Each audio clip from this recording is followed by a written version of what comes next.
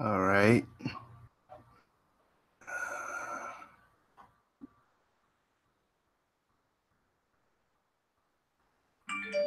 Looks like we got one viewer. I'm gonna wait till more come in. Okay, we got two.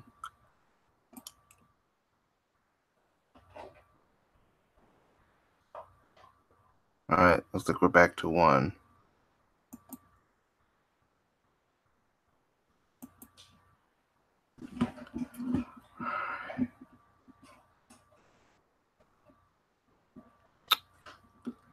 All right, I'm gonna do something real quick.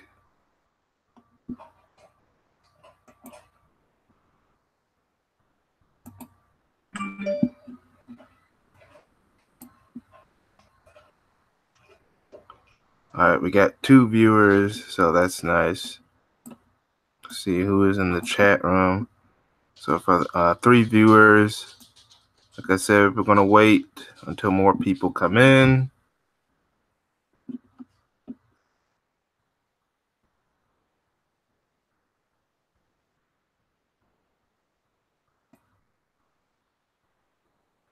All right.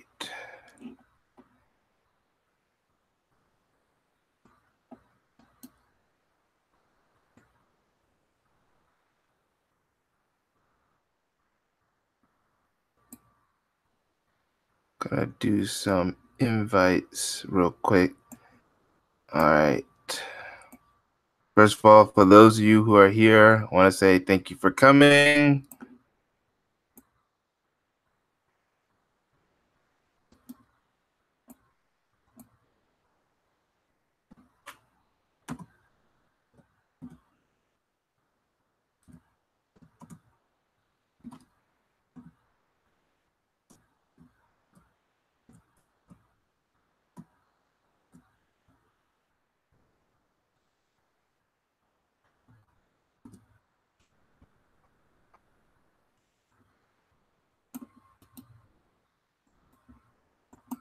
All right.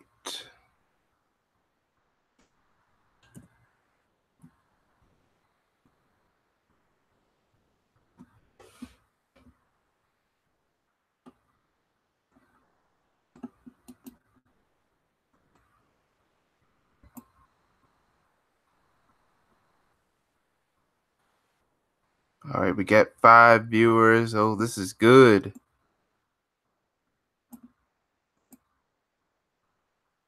But we always can improve. We always can do more.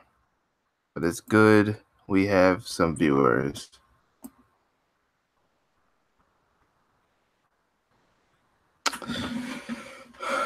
Gonna use my phone real quick. See if we can get some more invites.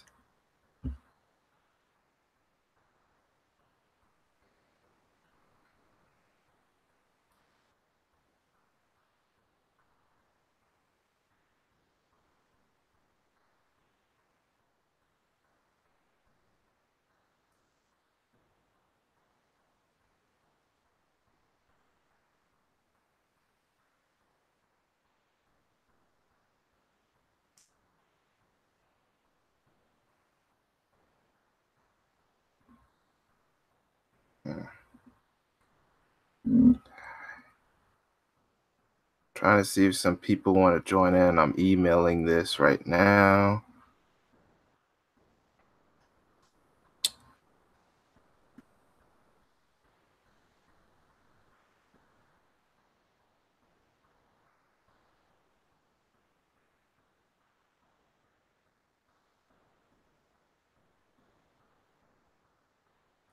Okay.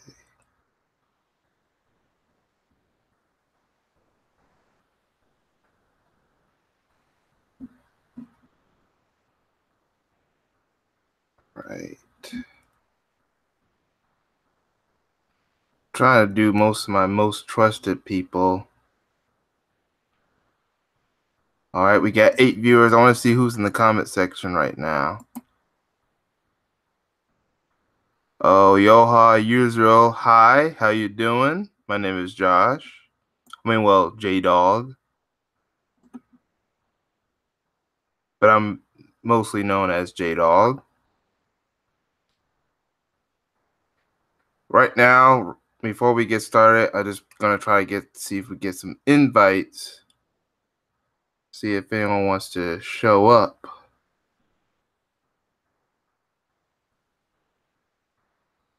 We don't want to have an empty panel or empty live stream. All right, we're down to 5 viewers.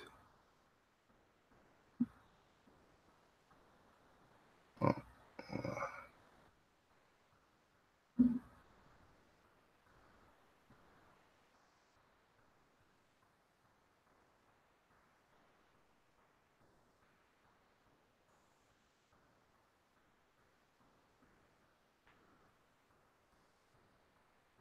all right.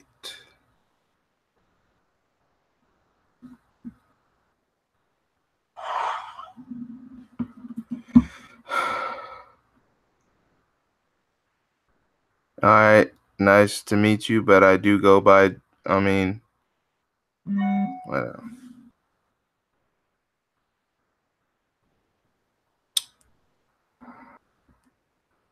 Trying to see if.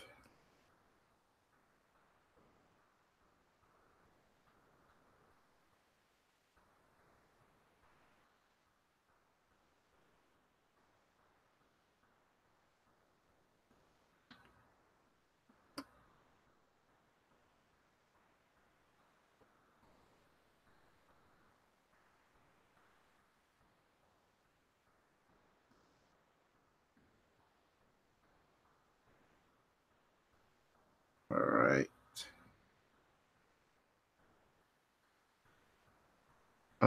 Okay. I shared it, so make this live stream good. All right. Yes, we're going to be talking about some different subjects. So far, we got 6 viewers. I'm going to try to see if we get more viewers to come in. Plus, I'm trying to get some invite some people over to the panel.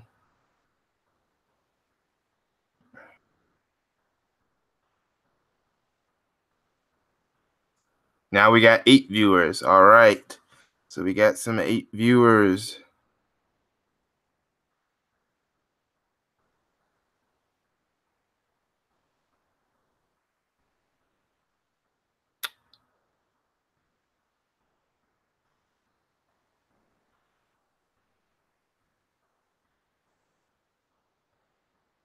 Hmm. Oh, Cap, what's up? Um, yeah, I could use you. This is if you want to join the panel. So if not, that's okay. If you're having a hard time using the link to get on the panel, just give me your email and then I'll probably email you the link.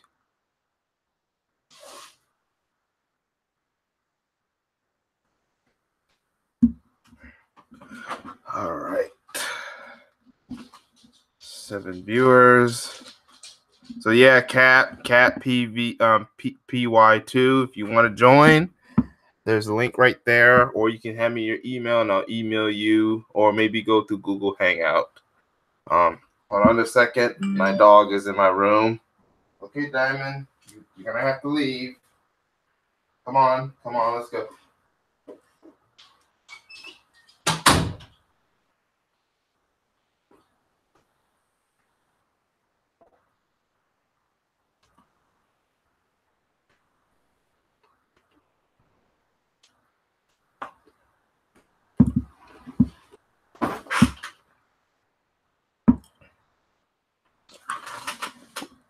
Oh, you're good for now? Okay. Yeah. Yeah, I just had to let my dog out of my room.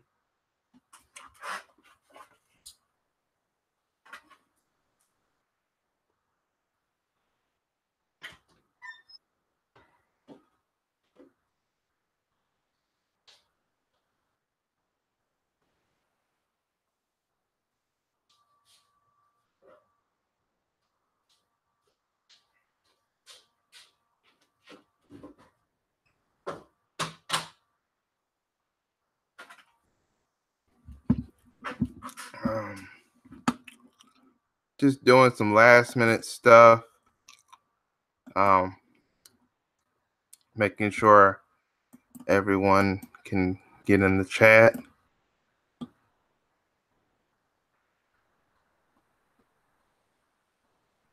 Let's see.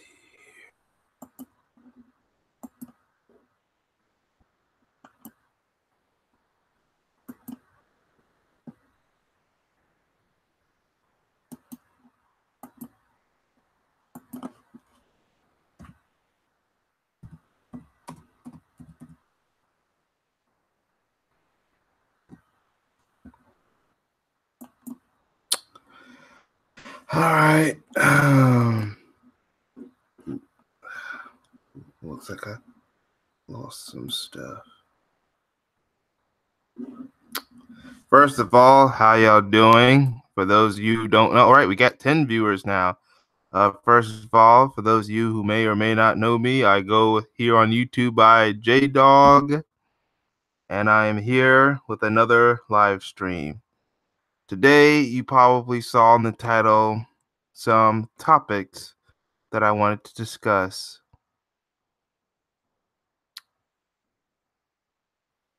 So let's get started. Let's start with our first topic.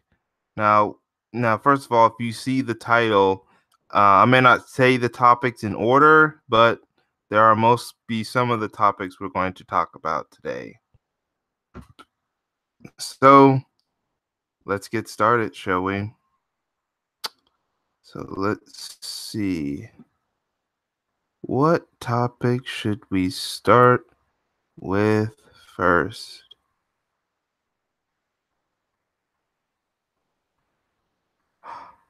You know what?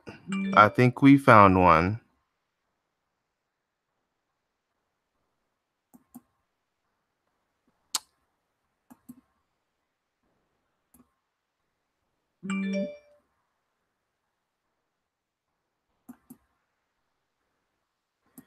Here's topic number one. We're going to talk about the NFL protests.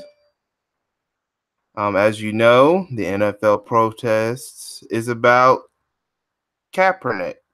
Well, about protesting against police brutality and athletes kneeling for during the national anthem.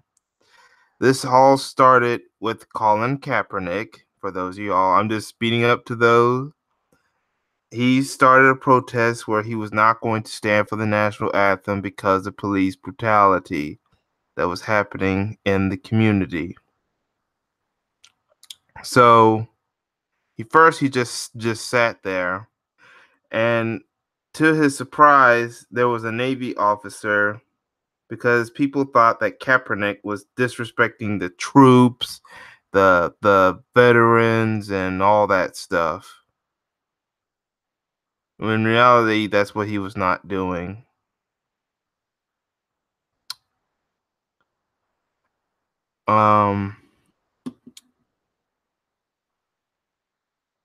I'll get to this guy in a minute. So when he talked to the Navy officer, Colin Kaepernick, he told why he was not standing for the flag, and it was the Navy officer that suggested that he just take a knee because that was a way of showing respect to the troops, to fallen soldiers during prayer.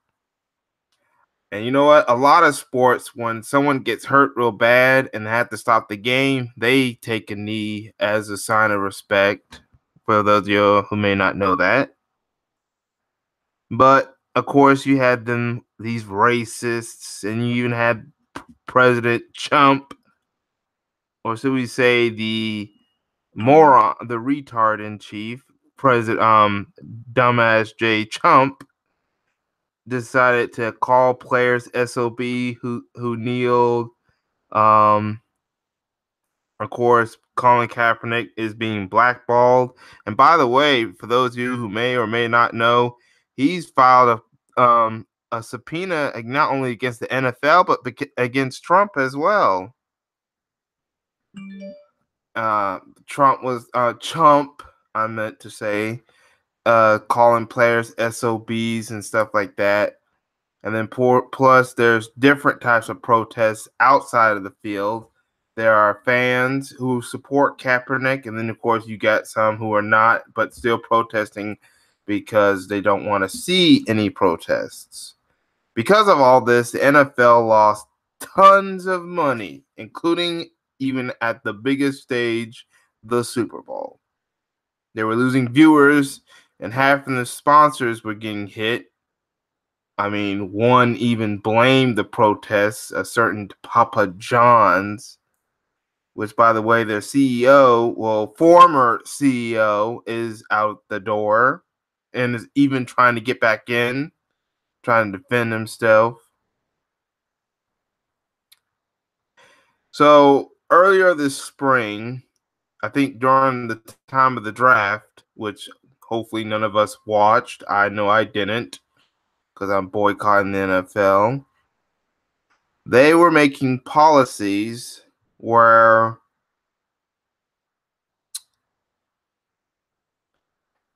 that they decided to make kneeling during the national anthem on the field or on the sidelines a penalty, which is a fine, which could have payers, the team paying a lot of money. Plus, teams are threatened of being suspended. Although, if they do not want to stand in the flag, they had to go sit in the locker room. Which eventually someone's going to find a way to stop that, and then eventually just force the people to just come out and stand. It's going to happen.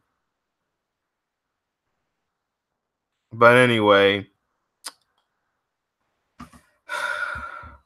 so yeah, now they doing this policy against kneeling during the national anthem if you're standing out on the field or the sidelines. But now a lot of players are taking offense of that. In fact, the NFL union, has called, like, they're filing grievance because or some kind of suit against the NFL because it's a violation of freedom of speech, freedom of expression, the right to protest and stuff, which it is. It's violating the First Amendment.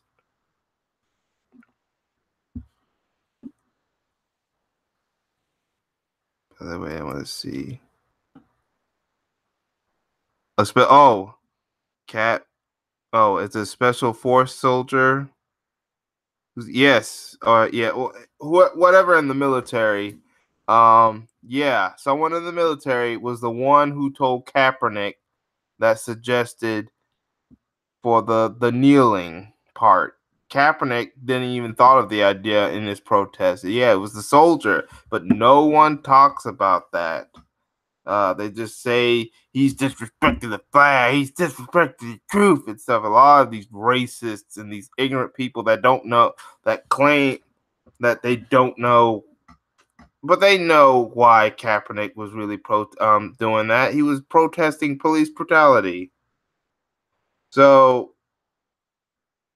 there are some players who said that they're even going to sit out if Kaepernick don't get signed. Here's the thing. I would still protest even if Kaepernick does get signed. I'll still boycott even if Kaepernick does get signed, because if he gets signed, instead of the players just walking out, stop playing, and maybe even create their own league, what's going to happen is they're going to hurt Kaepernick.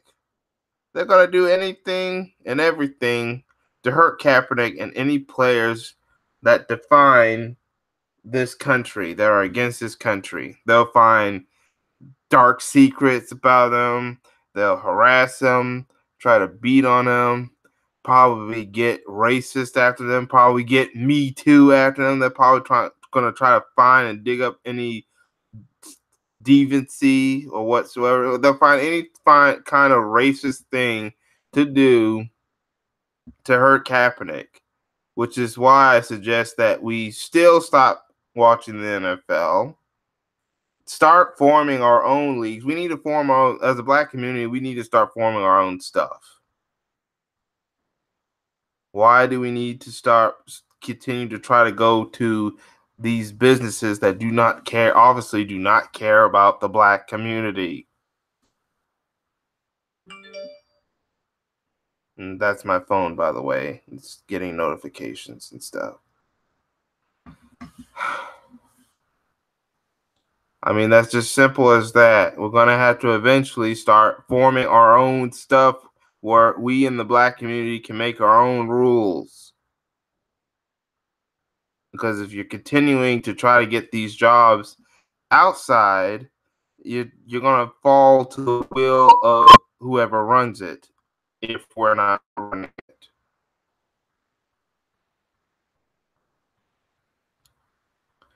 So, yeah, there are some NFL players that say that they will still protest or at least sit out. I suggest that a whole bunch of players do the biggest protest ever and see if the NFL is going to fine them or suspend them or whatever, because they can't get rid of all their players because they need those players. Remember, the NFL is 80% black. They lose all that talent. That's it for the NFL. That's what these players got to understand.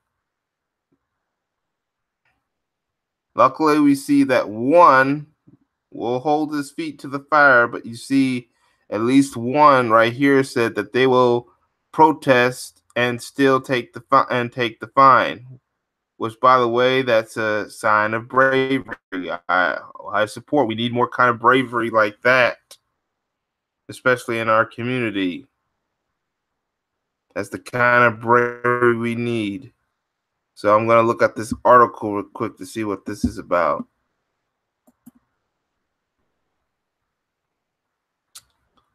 All right. It says here, NFL owners approved a policy in May, I mentioned sometime in spring, aimed to end protests by players during pre-game renditions of the national anthem.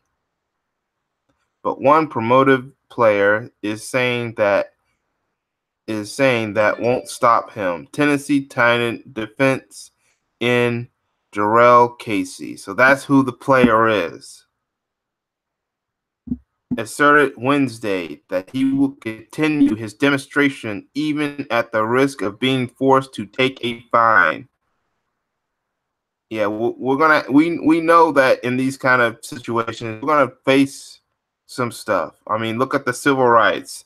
They were being beaten, they were being arrested, some were even being killed.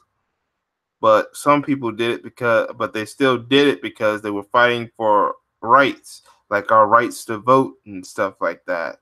Regardless of what do you think of them, they were trying to fight for our rights to vote or to be humans. It's going to take some sacrifices in order for us to grow as a community and finally be able to be treated like human beings and stuff. It's going to take some sacrifice. All right, now here's what he said. He said, I'm going to take a fine this year. Why not? KC 28 said via CNN, I'm going to protest during the flag. That's what I'm going to say now. I'm going to take a fine. Added the three-time Pro Bowler speaking while at a NFL promotional event in London. It is what it is. I ain't going to let them stop me from doing what I want to do. If they want to have these battles between players and organization, this is the way it's going to be. So that's some kind of that's bravery right there. Besides the fact this is a black man, right? He knows that he is a black man in America. That you see all this stuff going on in America, and you're just gonna just try to shy away with it just to play a game of football.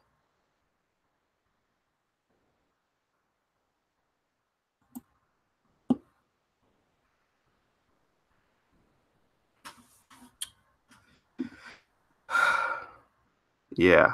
All right. So first of all, I'm happy that there are some players, but are willing to take powerful steps. Matter of fact, oh look, here's a tweet from CNN. We're gonna play. Let's see if we're gonna play this video real quick. As we all know, definitely not happy being around our locker. Well, I would say our locker, but around the NFL. Hold on, let me turn my volume up real quick. I know my volume's a little bit low. All right, we're gonna play this again. Start by the top. As we all know, definitely not happy being around our locker. Well, I would say our locker, but around the NFL. Guys, definitely not happy about it. I honestly feel it's not right. I don't think it was a good decision for the NFL to come up with that ruling. But they have their reasonings on what they've done. I'm gonna take a fine this year. Why not? I'm gonna protest during the flag. That's what I'm gonna say now. I'm gonna take my fine. So it is what it is. I ain't gonna let this stop me doing what I want to do. They want to have these battles between players and organizations. This was just because it's not necessarily about the anthem. That's where everybody's messing up. It's not about the anthem. We're just using that time to use this platform. Everybody can understand where we come from about the injustice in America, the way that the justice system treats minorities is the issue that we have. And until they can understand that, and for an organization, for 95% of your team to be minorities, and you can't understand where we come from, it's pretty mind shocking to me. I'm gonna do what I do. That's gonna bring light to my community, bring light to the people that's out there that need the attention. That's all it's about. I don't care what nobody else has to say. If you don't have nothing positive to say, and you don't know how to hop on board and try to make this world better for everybody, I don't care too much for you. All right, that's Jarrell Casey. That's him making his case. See, that's the thing. He just tell it what it is.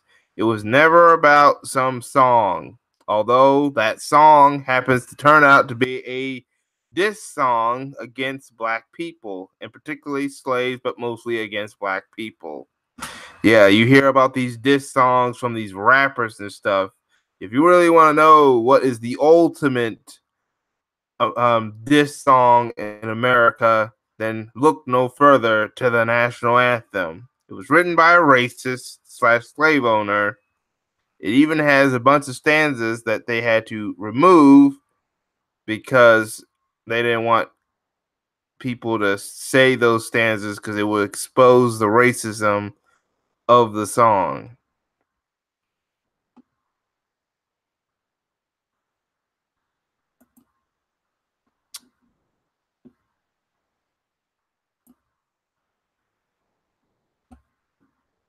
All right. Thank you for the salute, Captain PV 2. So yeah.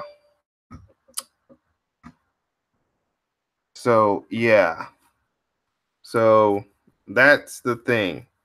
See, he understood. Hopefully, but at the same time, let's hold his feet to the fire. Let's see, make sure that he truly is 100% on board with the continuing protesting. But we really need to see more of these players. They need to do something dramatic. They need to just not play. We need to see at least 1 or 2 games or weeks of football where no one is playing, and let's see how the NFL survives. We got to hit them in the ratings, the viewership, and in the pockets. That's what's going to make people understand the situation of this protest. And that's what these NFL players need to understand, or at least do one big giant kneel. But I suggest they do a walkout. All right. Obviously, you're going to have to do more than just kneel. Maurice, nice to joining you to join the chat room. Yes, it is a must. All right. We could do all this marching, kneeling, talking, but look where it's gotten so far. It has gotten we're going to have to do even more.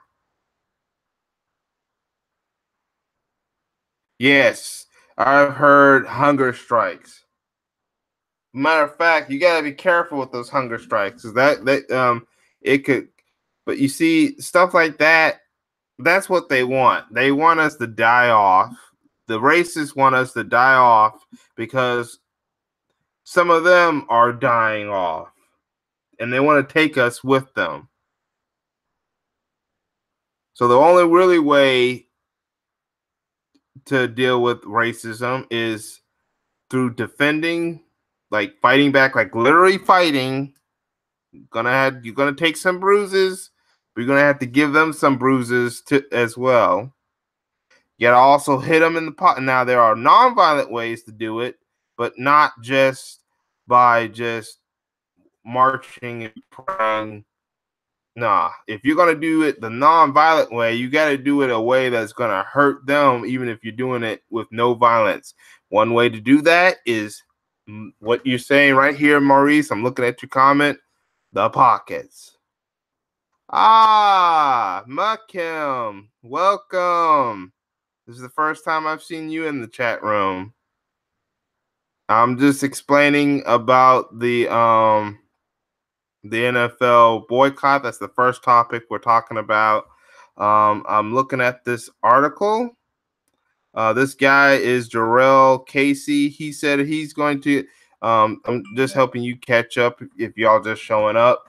He's helping. Going to still continue to boycott even if he gets fines. But we need to see more people like him, and then we also have to do our part as well.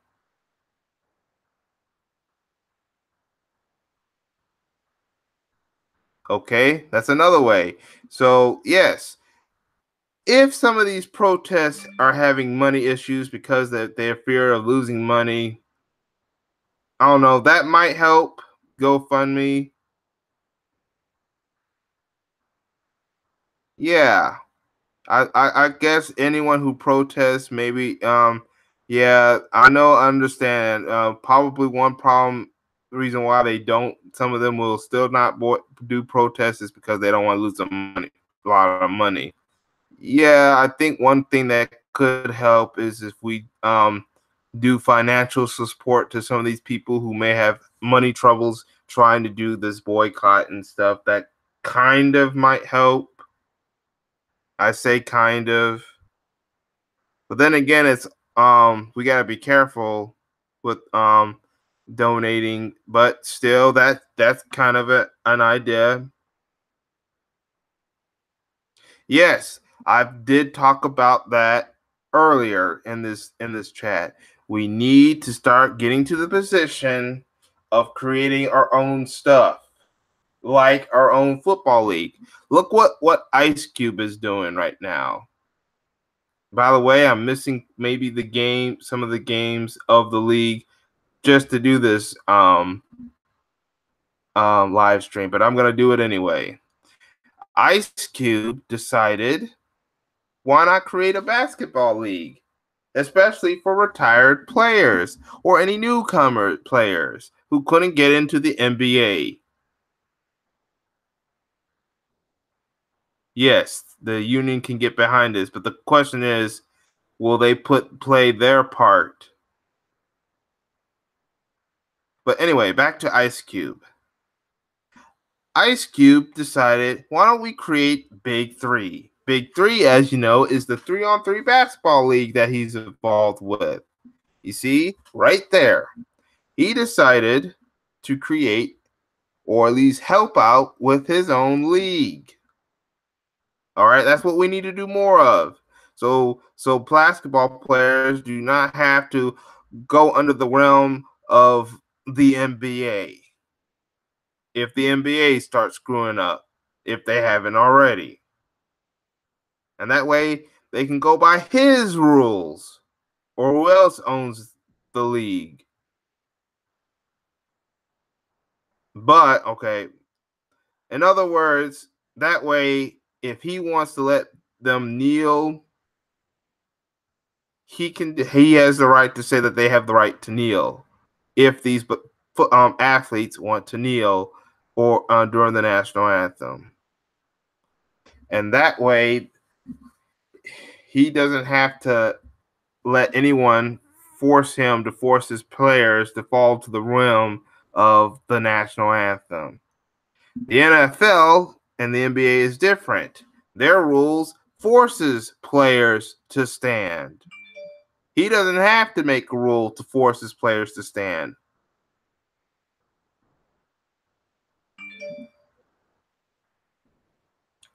Oh, by the way, McKim, if you, oh, sorry, that's another link.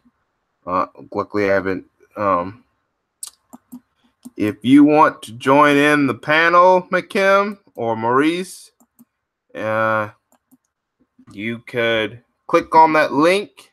If you're having trouble and you still want to join, just give me your email in the chat room, and then I'll put it where I can save it, and then I can give you the link through your email there.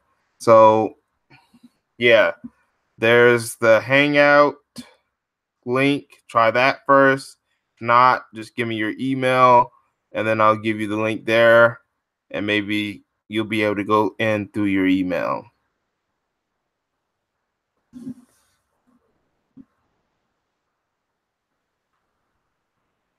Okay, that's good, Cat. That's see, Ice Cube can do whatever he wants with his league.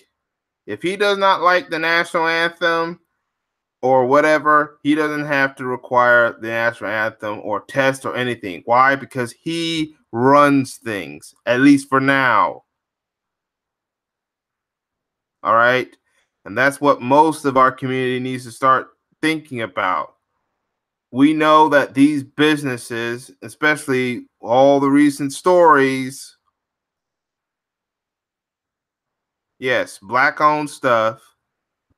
Oh, thank you, Maurice. I will take this and I will thank you for your link. Yes, McKim. Yes, LeVar Ball has been trying to get one off the ground despite many obstacles. I give him credit. Yes, I heard LeVar is trying to do create his own league. I heard Master P even got something. I'm not sure. I gotta look it up. But see, yes, this is an example right here. Even LeVar Ball, whether you like him or hate him, he even said that it's their league. If you want to do whatever you want, then you need to leave their league and create your own. Now you're thinking he is cooning and siding with the NFL. No, he was not. Now, yes, do people have issues with LeVar Ball? Yes. But he wasn't saying that on behalf of the NFL owners. No. LeVar said that because he knows that in order for these players to have rights, to they have to also be able to create their own stuff. Go to an environment that lets them do what they want to do instead of trying to come to an environment that they know is going to just piss on them and take away their freedoms.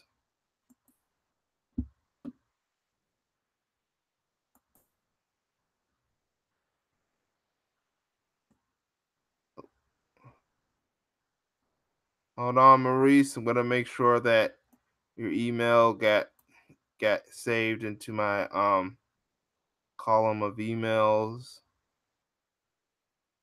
Um, all right.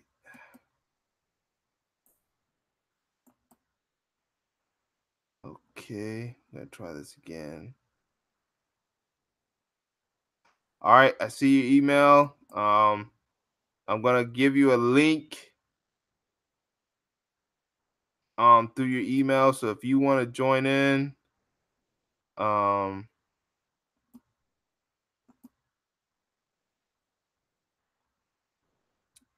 uh, the so if you want to join in, I'm gonna give you an email, Maurice, and you should see it in your email. Thank you for giving me your email. Now that is if you want to join in, but I'm just sending you just in case if you want to join in. All right, let's see. Oh yes, that is another. See, that's another thing. Now that was when we come in, McKim, is when they do create this stuff. yeah, when they do create this stuff, we, the customers, the consumer, have to come in and become the consumer and support it. Because at the end of the day, it does take money.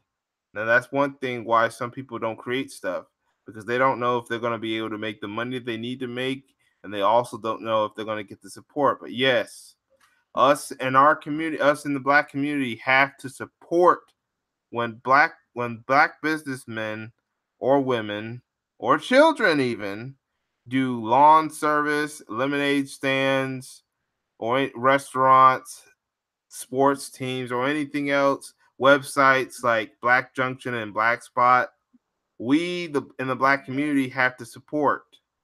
The Chinese, yeah, they'll pay money to JC Penney, but they have their own restaurants, and because they have the backing of their community, their Chinese food restaurants are up. Same way with the Hispanics. They own a lot of tacos, Mexican restaurants and stuff like that here in this country, and they probably own other businesses, lawn services, and maybe other big businesses, mini marts and stuff like that. But they don't just depend on yeah, they have. That's right, Cat. We have to support each other. But that's the thing. They have the support of the community. The community is united. That's what these protests that's going on. There at least one thing is about, despite of what they're going through with the immigration thing, their community is still united. People are fighting with them is because their community is united. We have to be a united black community and support our businesses. Don't be asking for uh discounts. We need to make sure our businesses can make as much money as possible. And then when they're good and their businesses are running like to super wealth, then we start talking about discounts. But if businesses are just starting, we have to let them make as much money as possible, and we have to be there to support them. That's why in some of my videos, I do talk about why we need to support Black Junction and Black Spot, especially go to their GoFundMe's and donate money so we can help sites like Black Junction set up their live streams. That's going to take our community. Oh, hey, Maurice. Glad you can join in.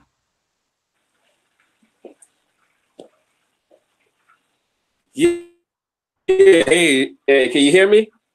I can hear you now.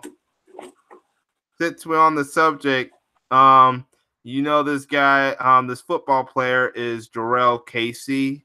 So I'm gonna click off.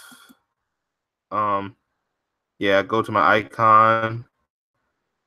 You can unmute yourself if you want to, but I did just talk about the updates on the NFL protests and about that Jarrell Casey, that he's still going to boycott despite of a fine or not. Since you're here, if you've been paying attention, I want to hear your thoughts on the situation. Oh yeah, hey, yeah, this is Maurice. Guy you just gave the email to. Yeah, yeah. My thoughts on the matter is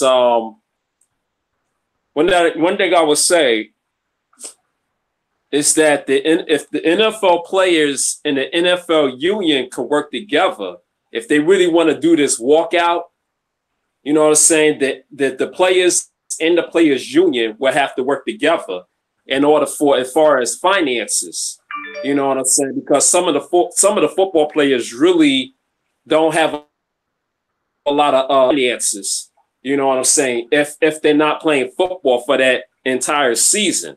You know, the thing is with a lot of the football players is that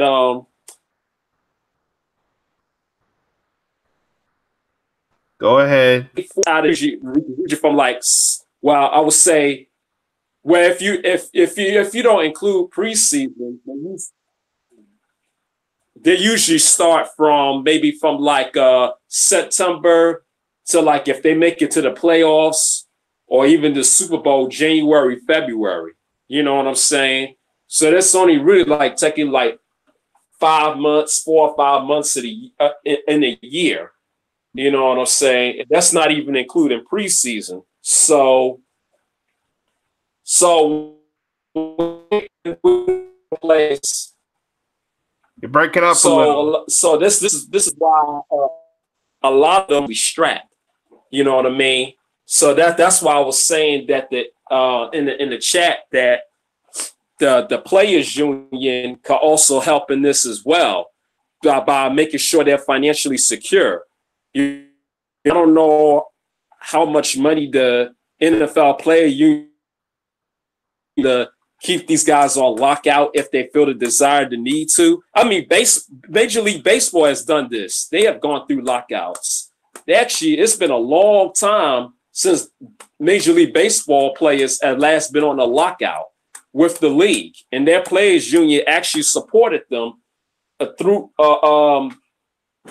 maybe about 5 or 6 months while they was on lockout. I think it was like sometime in the 90s, I remember. And I think that was one of the years when the New York Yankees made it to the World Series. You know what I mean? So it's been quite a while since any sports league has really have gone through a serious lockout. But the only thing those lockouts haven't done was to create their own league. You know what I'm saying? This will make the NFL lockout, if these black players are really serious, will make it a lot different than all of the other sports. You know what I mean? And NFL hasn't really haven't had a serious lockout since the 80s. I You know what I mean? So I wasn't this born sorry about that. I yeah, wasn't you're right. Yeah, I wasn't born till like 88. So yeah, I don't know anything about no lockout that happened in the 80s because I was born in 88.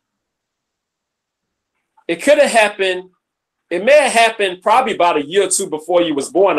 I'm assuming, but that was something I have to look up. You know what I'm saying? There was sometime, I know it was sometime in the 80s since the NFL last had a serious lockout, but it wasn't involving any of the.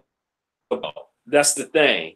You know, this one, if the black NFL players are serious, would be a different type of lockout to where the players can actually put the onus more on the owners, you know what I'm saying, to start acknowledging them as human beings, that they're more than just athletes. They're more than just a number or a piece of cargo. You know what I'm saying?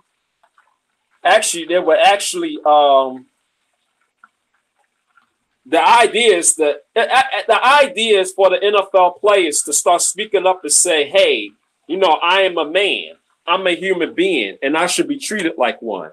And then if you can't provide that for me, then I will have no choice but to get together with my other NFL players, black NFL players, and start a league of our own. You know what I'm saying? And that would involve the play. Yeah, and that will involve the players' union in order to help with the financing.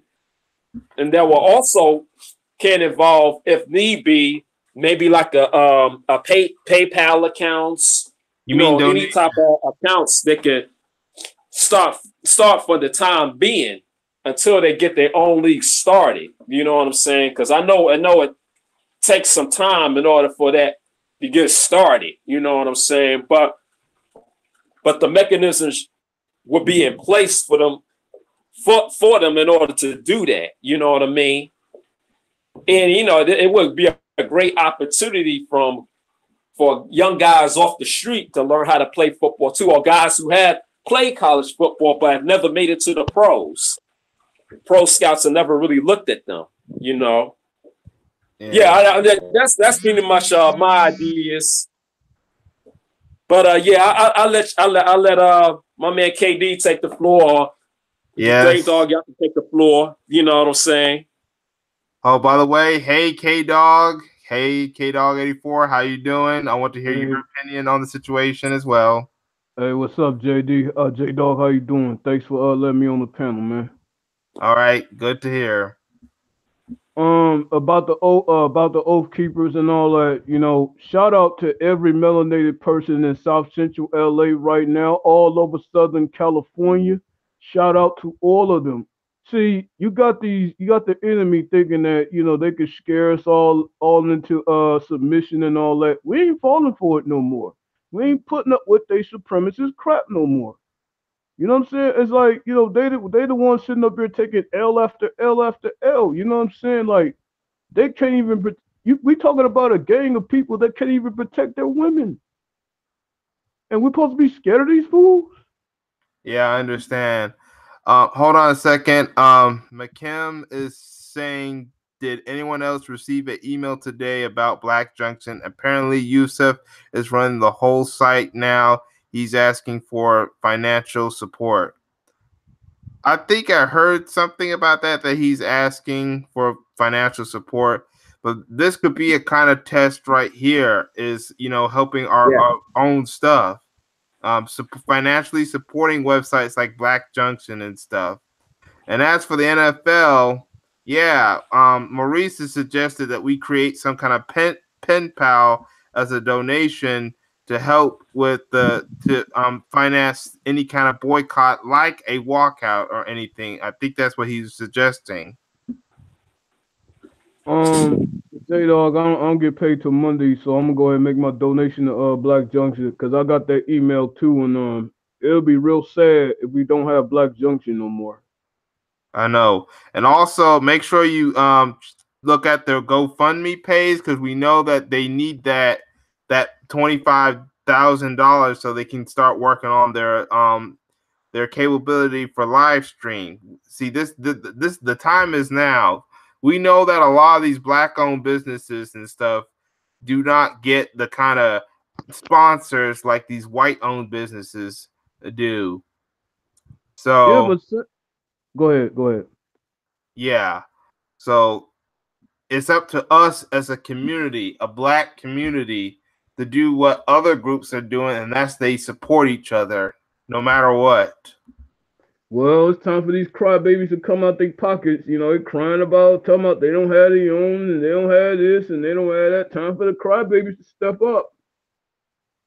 I know, but at the same time, they're going to Nike to get a bunch of Jordans. They're going to Waffle House, even though they're getting beat up by the police at Waffle House, Beat instead of up. supporting their own businesses. But see, J Dog, that's because of all this self hate going on. That just goes to show you that there's just a bunch of Negropeans that want to be comfortable. When you actually present something to the world and it's only for us, they're not gonna pay too much attention to that. They're too brainwashed in the Negropean comfortable world to support their own. But yet these are the same crybabies they're talking about. We don't have our own. Coming on every single Black chat talking about we don't have this and we don't have that. But when it's time to pony up, they're silent. They're ghosts. Yep. And yeah, exactly, KD. Like you say, that's the problem with a lot of our people. A lot of our people who do have the funds in order to donate $50 to $100, they're donating to cultic personalities like Brother Polite. You know what I'm saying? Yeah, And some of these other people who be scamming off of them, purposely scamming off of these people. You know what I yeah, but mean? then Yeah, but they want to turn around and call Jay Morrison a scam artist, but yet he's trying to buy back abandoned buildings in our own dang hoods. I'm If like, he Jay, doing you that, that's a doing? great thing. I mean, because I'm sitting there like, not to cut you off or nothing, but he Yeah. want to sit up there and buy up old abandoned, blighted up buildings and apartment complexes and everything, but yet they want to turn around and call him a scam artist. But yet you giving Oh your wow. money to all these other people who don't give a crap about you, You know what Right. I'm saying? And then, Right. I mean, it's too many of them people. And then you got these tone talk stands over there, sitting up there trying to call them out because of a so-called proof of a piece of paper. You know what? I'm sick of these tone talk stands over there running their damn mouth, waiting on some reparations that ain't never gonna come instead of giving Jay Morrison $100. As a matter of fact, as soon as I switch over and get my stuff done, I'm gonna invest in the Tulsa real estate fund. This may actually be a good thing. We always talk about, oh, we don't have land. Well, this is a good opportunity to get our land back before the damn Caucasoids take it over. Yeah. Always crying and bitching, but don't want to pony up when it's time. Right. Yeah. Yeah, I don't mean to cut you off, KD, but and yeah, like you was saying about old boy broke attorney Antonio Moore. You know what I mean? Broke. He always talking about how we're 200 plus years behind in generational wealth. Well, if all of us as people could come together, and if you got to be a huge crowd, but enough of us to come together and invest in something that could be ours. You know what I'm saying? We can, We're talking you know about, what I mean? yeah, I do. We're talking about the one man that is trying to reverse all this gentrification, or the same group of people calling him a Mm-hmm. damn scam artist. Ain't that sick, J Dog? That's just messed up. Yeah. Wow. I'm like, first, if you're afraid of something, why don't you actually do research first and then see if it's good or not? And then if it's good, then you go ahead and invest. All right, just saying Mm-hmm. it's nothing more than this. I know you get people who are scams, but if you feel afraid to do something, do actual research first and then decide whether to do it or not. Not just go make and if this turns out to be good, yeah, then we'll be able to help our community out. You can't just suggest that it's not a good idea until you actually try to do it. But that's the point, J Dog. They won't do it. They just love calling them a scam artist to make their YouTube channel pop. That's all they give a crap about. You know what I'm saying, J Dog? Yeah, I was like, but then they end up wanting people to support them, and they turn out they're the scam artists and stuff like that. And Um, yet they're and Go yet they're ahead, crying Maurice. like and Or yet they're crying like little children when their neighborhood get gentrified. They're the first ones to cry about gentrification. I'm like, well, you should have reinvested in your own block instead of buying this and that and this and that and this and that. Now you're crying about this. Now you're crying about gentrification. Should have stayed focused. I know you want to. That's what my mother and my parents say. If you want to do stuff, you need to invest in it, or instead of just buying a bunch of crazy stuff. Yes, if you buy a bunch of crazy stuff, of course you're gonna lose all that money, and then when you need it for something bigger, something more important, you're not gonna have the money on you. Right. They should have put it into a. They should have put it into a pool. Have somebody credible, reputable. Will Absolutely. actually be invested in building. You're breaking up a bit.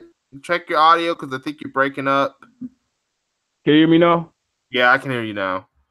No, it's like what I'm saying is they should have reinvested in. I mean, the homeless problem, the homeless and jobless problem could easily be solved.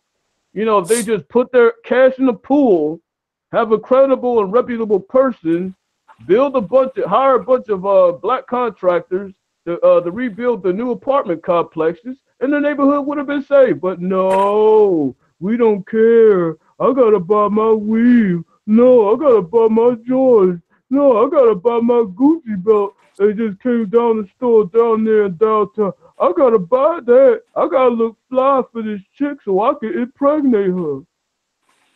Yeah, well, we see all this stupid stuff that goes on, and then when you end up finding out that trick that person is calling, accusing you of trying to take your money away, then you're gonna look at yourself. what did I do for my entire life? And that's what these NFL players need to understand. They gotta realize, especially the 75% of black people, of black NFL players, because that's the league is 75. They don't know that they have the power. They just need to learn to Wow. actually use it. 75, Exactly. 80% of the NFL is black. If all And those at players the point, walked go away, ahead. if all these players walked away, there's no more NFL. And the thing about it is, J Dog, they damn near made they helped the NFL make over damn near $1 trillion a year. Yep. You mean to tell me that's not real economic power right there? Damn near $100 trillion a year. And the NFL don't even pay taxes. They don't. Now I don't even think the NFL pays taxes. But because of the I loopholes. think Trump removed that though. I think he did talk about removing that. Oh, Trump talking about removing that. Yeah, removing their protection. But he don't have to pay taxes. Trump don't have to pay taxes. He could just, and he won't show his tax returns. We know he's giving money to Putin and stuff like that.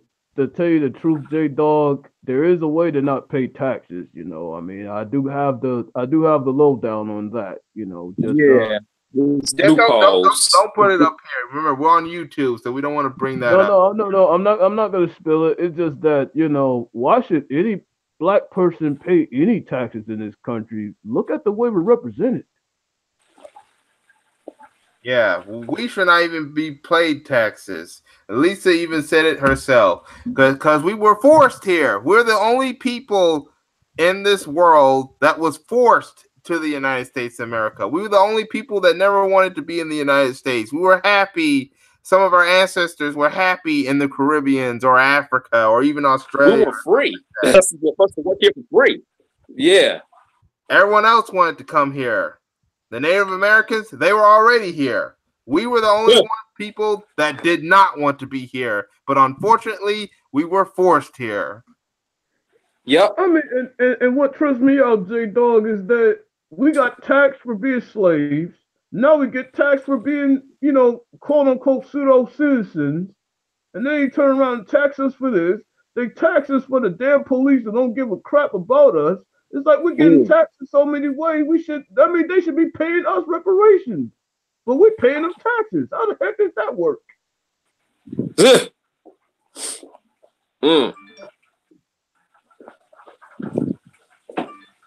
You see what I'm saying, Maurice? We should have been paying them, but they don't want to pay us. Remember what they doing to those farmers?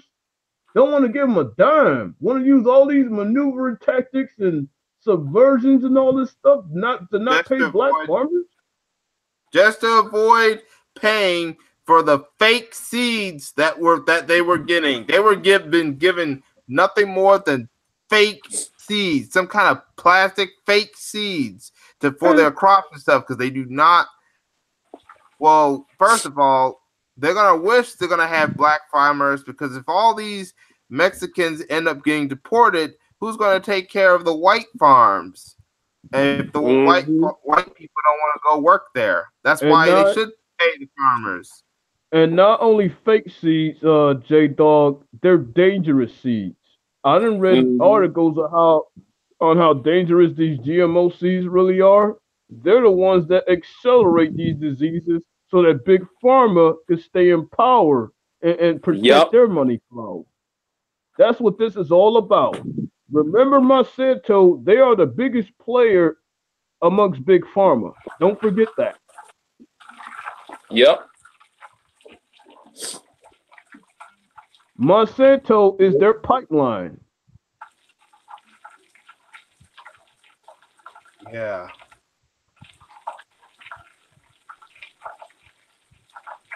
That's the real reason why natural cures are never allowed in this country.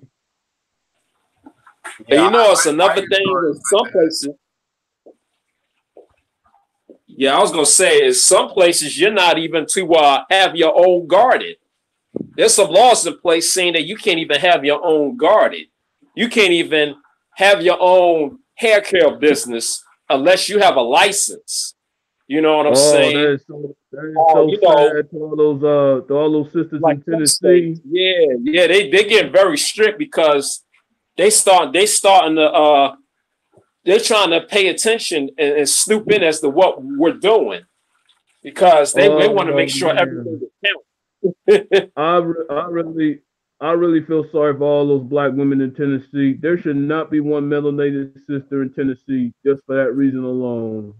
Well, I wonder why that you get these white women, these people calling the police on black children. They don't want black children to form businesses either. They don't want them to do stands like lemonade stands or selling bottled water or cutting I grass or mean, selling hot dogs or anything. just innocent shit, just innocent causes. You know, to raise money for very important causes. Doing innocent stuff like selling lemonade when it's hot outside. It makes all the yeah. damn sense. Next, they're gonna go after people who do yard sales. Oh gosh, Oh I feel sorry yeah. for that 12-year-old boy. Yeah, permit I, Patty is gonna go after people who are doing yard Yep. sales. it just Or silly. a It's yard just sale stupid. in some cities and states permit or something like that. You know what I'm saying? We should have to pay an X amount of dollars, and you could You go ahead know, and have your yard sale. you You know don't what I'm don't saying? But if the they only try to reason make it strict, then that's going to be some problems. the only reason they're screaming permits because they want to take more money away from us, and Yeah, they know it's power to exactly. them. That's why they're screaming all this permit crap. Yeah, this permit stuff. Really, it should be an American right. You know what I'm Man, saying? I In tell order you to what, do that stuff, especially if man, you're trying to make a profit or or something that will benefit your community. Like the man, kid doing mowing yeah, the lawn, he could use that to pay for his school books. You know what I'm saying? man. He could probably save that enough money to start a little college fund if he decides to Or go to college or have his own business. yeah, but see, they don't want that, Maurice. They don't want us No, rising they up. don't. And I'm starting to think that these permits, they're really is nothing more than another anti-black scam to take more That's money out it. of our hands and put it back in their That's hands. it. That's it. The damn scam. All right. That's it. Now I want to get into another subject. Um, First of all, I'm about to show my screen a bit. This one involves a certain individual. So right now, I am about to go to the screen here.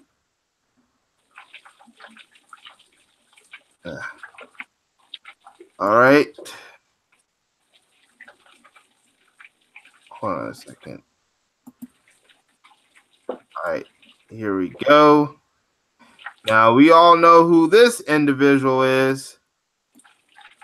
Ah, dang it, did it again. Sorry about that, folks. I'm just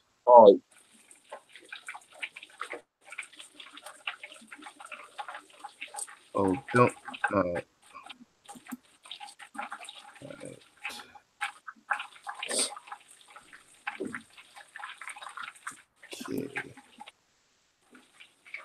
Oh, here it is. All right. We all know who this person is.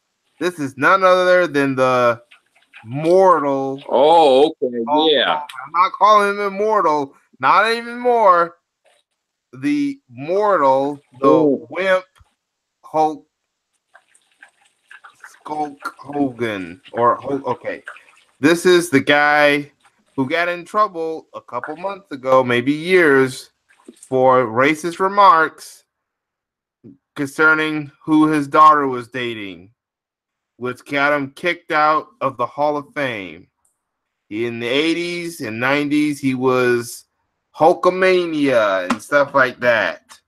But then we all learned the unfortunate truth about Hulk Hogan, that he's nothing more than a racist. But yet, McMahon, the WWE, decided to reinstate him. However, some kind of good news, some African American wrestlers are not happy with this decision. Let's see. All right. Some black wrestlers are not happy with this either. So let's see. The state. I'm going to read a little bit of article, and then I'm going to let y'all have your personal opinion. Also, I'm hoping that more people. But first, I want to see if more people are going to show up in the stream, because I would like to have more people show up. I've been trying to get LVZ and Infoman and Nicole to show up, but that's another story. Oops, sorry about that. I think I clicked off the page. I'm going to worry about that later, or at least have it separate. But anyway, back to the WWE. All right. The statement by pro wrestling team New Day over Hulk Hogan's reinstatement into the WWE Hall of Fame was very unprofessional, at least for the wrestling world. There were no rants, no postering, no threats of flying folded chairs. So instead, Kofi Kingston posted on behalf of the other members of all the Black Wrestlers crew was straightforward. New Day will keep its distance from Hogan, but monitor his actions as he tries to rebuild his images following numerous racist comments that forced the WWE to ban him. So the New Day, as you know, if you don't watch the WWE, is this wrestling staple slash team that consists of these three black men. The wrestlers are Kofi Kingston, Xavier Wood, and Biggie Langston. So yeah, I kind of know, to tell you the truth, I'm going to admit I'm kind of a pro wrestling fan, but then again, I haven't been watching a lot of the WWE. I've been watching other wrestling promotions, mostly their competitors and wrestling promotions from the independent market circuit and from overseas, even though WWE happens to be the #1 wrestling promotion. But the New Day is just a few of the example of black wrestlers who currently work in the WWE that are not happy with this decision. But they're going to at least monitor. They're going to try to act professional while they still work there, but they're going to try to keep their distance and monitor, because they still understand what Hogan did and that it was not good for business, and they cannot believe that the WWE would do this. But you know what? I kind of predicted they were going to try to find a way to do this, because WWE has a history of racist stuff. Some of it I didn't pick up for a while until I got older, when I was watching the WWE. I watched a lot of the old videos and stuff, and I could see that at the same time you were like, you know what? That looks very uncomfortable to me. Why would the company like this? I mean, Vince McMahon has even got in trouble for racist stuff, and we know that we've seen a lot of the stereotypes that happen in the professional wrestling world, the different gimmicks and stuff like that. It looks like KD, you're still on. You can unmute yourself if you want to. I want to hear your opinion about this situation because I know a lot of people talked about it. I know Town Biz talked about it. So I want to oh Maurice, I didn't see you, Maurice. But yeah, I want to hear both y'all thoughts about the situation before I start to continue. Well, I'm fixing something. I'm gonna let Maurice go first. All right, Maurice, do you have something to say? You can unmute yourself now, Maurice. Oh yeah. Oh yeah. Well, well, it's really not a surprise now as to how our favorite people who we used to admire we were kids are now racist. You know what I mean? So, I mean, the fact that this comes out, it really at this point it really shouldn't surprise anyone, especially if you're black. You know what I'm saying? It really shouldn't surprise us. You know what I'm saying? I mean, fortunately, this is what all this is turned into. And and the fact that Hulk Hogan has is still a white man who has white privilege. That white privilege will allow him to be reinstated into the World Wrestling Federation, which is now called the WWE. Now, before then, the reason why they changed it from WWF is because those are the same initials of the World Wildlife Fund that was run by Prince Philip. Yes, and then I think there was about to be a lawsuit in regards to that, which is why they changed it to WWE. Yes, that's why they changed it.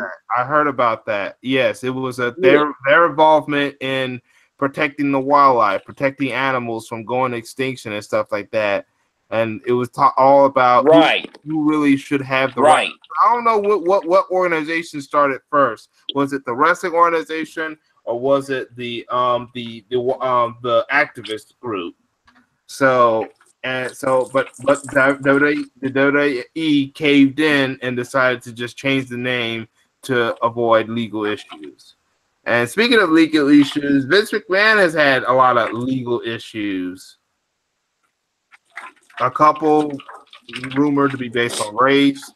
Then you had a couple that were on drugs, even sexual harassment claims have been against that or the WWE and stuff like that. So I wouldn't be surprised if racism happens to be a thing that this organization has had issues with. And let's not forget, who does Linda McMahon, his wife, work for currently? Yes, I want you in the chat room and you on this panel currently can tell me who does this Vince McMahon's wife work for, and he's had this person on the WWE before. He is also. I already know. He's in the Hall of Fame too.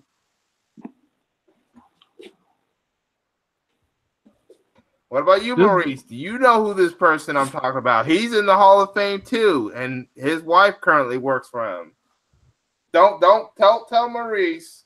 I want to see if he knows the answer. You was cutting in and out, so I couldn't catch everything what you were saying. Was something about who was in the Hall of Fame? Yeah.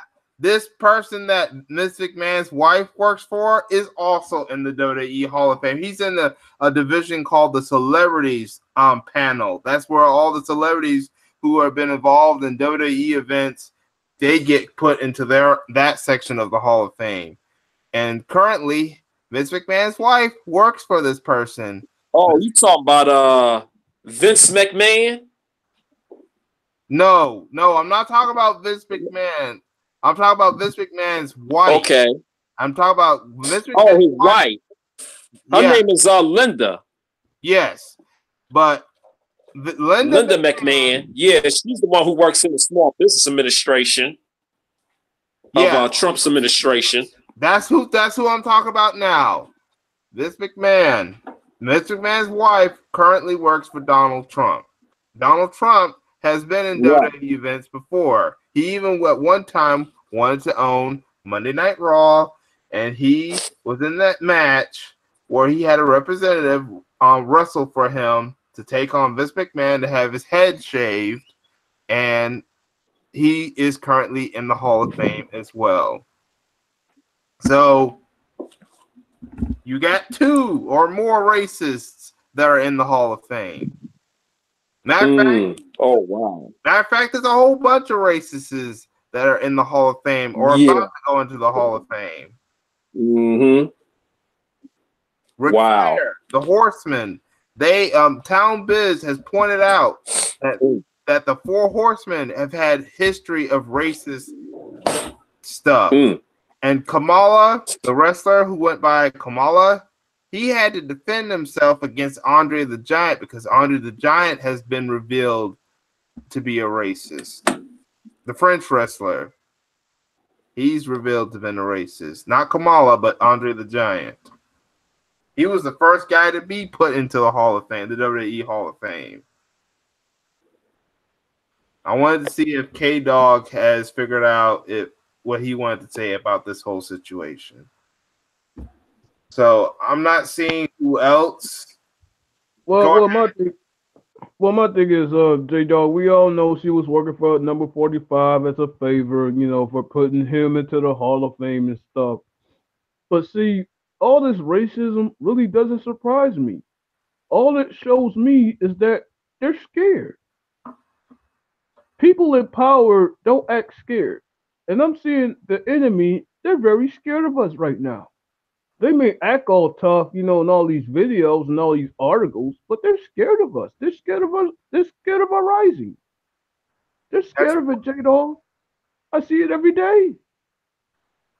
That is why they put us in situations where we're at a disadvantage. Because if they made the things fair, they may not always win all the time. In fact, there may be cases where we'll always win at something if they play fair. So they have to make the system where we're at a disadvantage.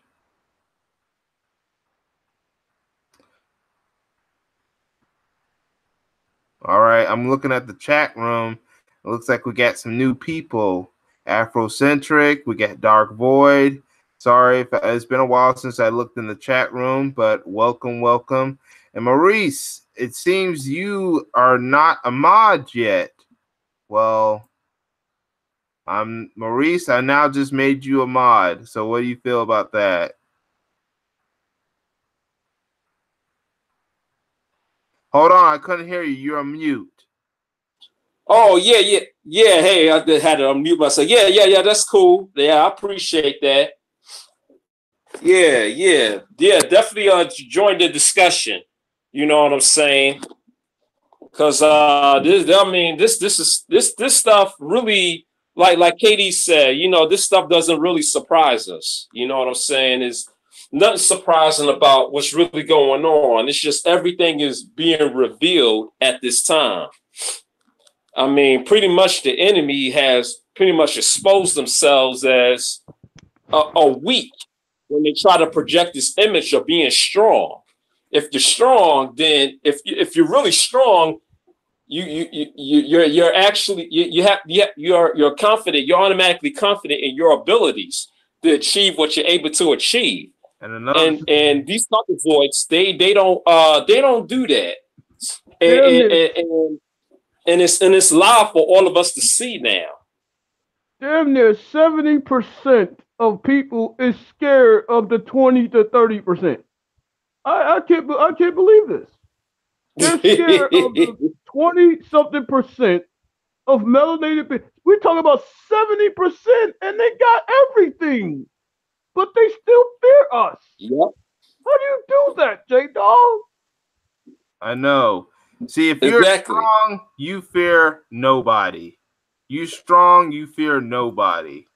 Oh, by the way, hey, Lowcast, thank you for showing up in the chat room. If you want to join in the panel, I just left the link. If you can't get through the link, just give me your email. If I have it, if I don't have it, and then I'll give you the link through there. Same with you, McKim. I've seen a lot of your videos, McKim. Same way with you, Darkboard. There's the link if you want to join in, or you can give me your email and see if you want to join the panel. That is if you want to join. So I'm putting out the link once again. You see, I've also heard that the WWE is trying to bring back the XFL, which is the Vince McMahon's failed attempt to have a football league. You know they're not going to let anyone kneel there either. Donald Trump even tried to have a football league at one time, and it didn't work out. That's why he's mad. That's the claim. That's why he's mad at the NFL players. Why he's mad at the NFL? Yeah, he got a little beef with that. Yeah, you may have read that in one of his tweets. What really happened was he wanted to own a team in the NFL. Oh, and they said no. The commissioner, whoever was commissioner there said probably was Paul Tagliabue was the commissioner at the time. I'm guessing. Yes, that's correct. Okay, KD said that was the person. Yeah, they told us, but no. See, if someone like like Trump couldn't get into the NFL, what makes you think that any black person would own a team in the NFL? Puff Daddy, P. Diddy, whatever you call him, wanted to own the Panthers. If Donald Trump, if not even Donald Trump, could get a team, what makes you think they're going to allow black ownership in the NFL or anything involving black other than just being the $4 million slave player? Exactly. Yep. That's a great point, J Dog. And it's obvious as to who the NFL wants to, who they decide on who should be owning the NFL team. They only get certain upstanding citizens that a true royal will talk about to be owners. You mean so-called? Yeah, so-called, exactly. There's no upstanding the way they act, I don't see no upstanding citizen at the organization. Exactly. How they act. Exactly. And a lot of the owners are really greedy anyway. They're really more concerned about consolidating the wealth for themselves and amongst their other fellow owners. So when the owners come together, they don't come together in the interest of the players. They come together in the interest of them amongst themselves. Owners are like the super rich people. The NFL players are upper middle class, lower class rich people. You know what I mean? And Maurice, they're trying to do anything not to give the NFL players too much power, meaning not giving them too much money so they could be independent. You know what I'm saying? But the thing is, the NFL players have to understand they could come together. It could be just a group of maybe 10 to 20 of them and start a football league. And Maurice, who is the biggest gatekeepers of the NFL? The NCAA. Even the NCAA is running dry with their farm system. So the NFL is going to have a big problem down the road. Yep. Matter of fact, college players had more balls than some of these NFL players. You heard about the protests with the that the college player did when you saw all those racist remarks that happened at that college, and when the Oh, Missouri. when the president refused to acknowledge when some of the individuals decided to do a hunger strike or a protest or a sit out, you know what? That football team decided to join in and say, "Nah, these are our fellow students. We're not gonna let them continue to be harmed." So they joined in, and when they refused to play, even the coach acknowledged that these players refused to play. And then what happened? The dean or whoever, they resigned. Yep. And you know what? It's the NCAA that can actually bring the NFL to its knees if they Yep. start protesting more. That's another player that nobody talks about because guess what?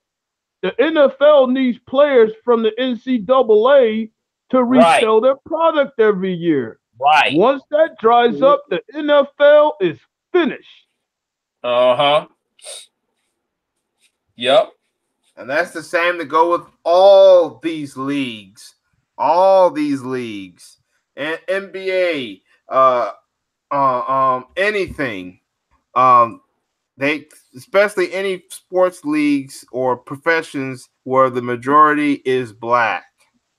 And of course, and let's not forget us the viewers, the customers. We have to play our part as well. At least we need to boycott the sponsors, not show up to the games, not watch it on TV, internet, anything. But here's another point, J Dog. Here's another point. Even education is taking a hit. I see a big ass education bubble coming down the pike. With all this discrimination against black students, it's going to be a bigger uprising even in that arena. You think black kids ain't ready? They're rising up too. Oh, absolutely, KD. I agree that this new generation of young people that are coming up now who are barely 20 or in their early 20s, they're ready to take over. You know what I'm saying? They're ready to rise up. You know what I'm saying? You can even see that with the Baltimore uprising with what happened to Freddie Gray.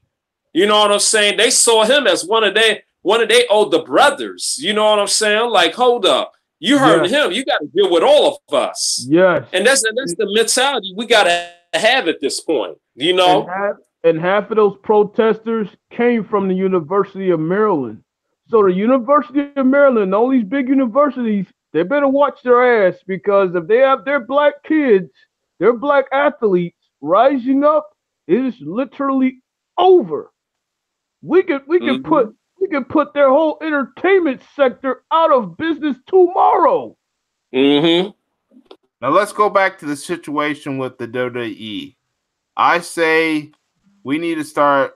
If anyone wants to continue watching pro wrestling, if they are a fan of pro wrestling, because I'm a big pro wrestling fan, you don't have to go to the WWE to watch wrestling. There are other wrestling promotions out there that you can check out. Oh, but J Dog, everything I'm talking about includes wrestling too. Yes, and those black wrestlers. Um, did you know that wrestling companies like Impact and Ring of Honor, in spite of what runs them and stuff, they've had the black wrestlers there had better opportunities over at some of those promotions, even promotions overseas, than in the WWE. Did you know that there is barely a heavyweight champion that is African American?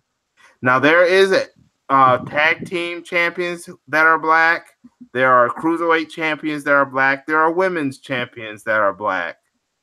But The Rock was the only, and Mark Henry were among the only couple that actually hold the big titles, which is the WWE champion, world champion, or the WWE heavyweight champion, and none are hold this new championship called the Universal Champion.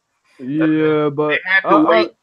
They had to wait till Ron Simmons to win the heavyweight championship at another wrestling promotion, which was a closed down promotion called WCW before WWE had a black world heavyweight champion.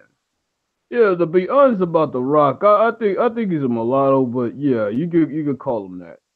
He's half black, half Samoan. So yeah, you could say that. He's actually half black, but his other half is not white. He's not a white person. He's half black, and his other heritage is Samoan. He just happened to be those lucky non-white people to get big.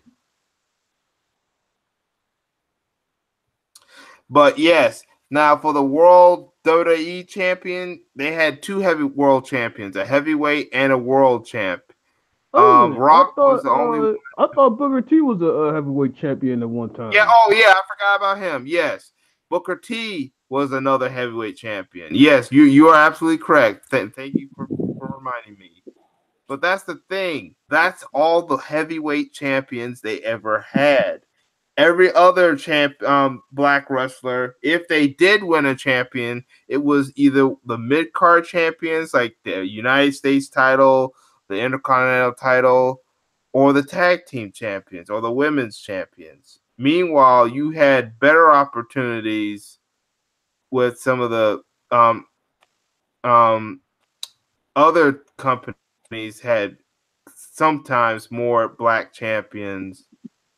Maybe not more than the WWE. Like right now, the current Ring of Honor world champion is Jay Lethal. He's a black wrestler.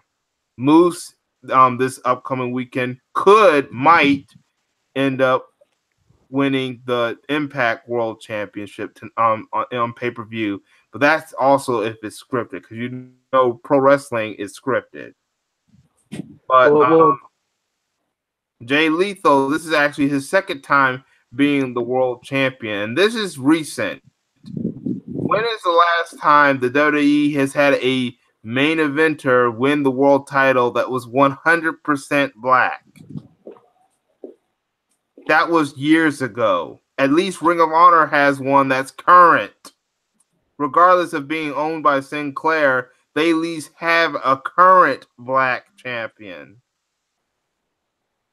Or has at least a better in Impact Wrestling, they've had Bobby Lashley win that title. And then now they're gonna try to see if Moose can get it. Ron the Truth Killings, he was champ of black world heavyweight title. He didn't just win the mid card title like the tag team titles. Impact Wrestling let him win the big title, which was the world heavyweight title, which I still don't believe why he decided to leave TNA. That's what Impact Wrestling was also called. If he had when he had better opportunities in TNA than he does at the WWE. Yet he decided to go to the WWE where he gets less opportunities.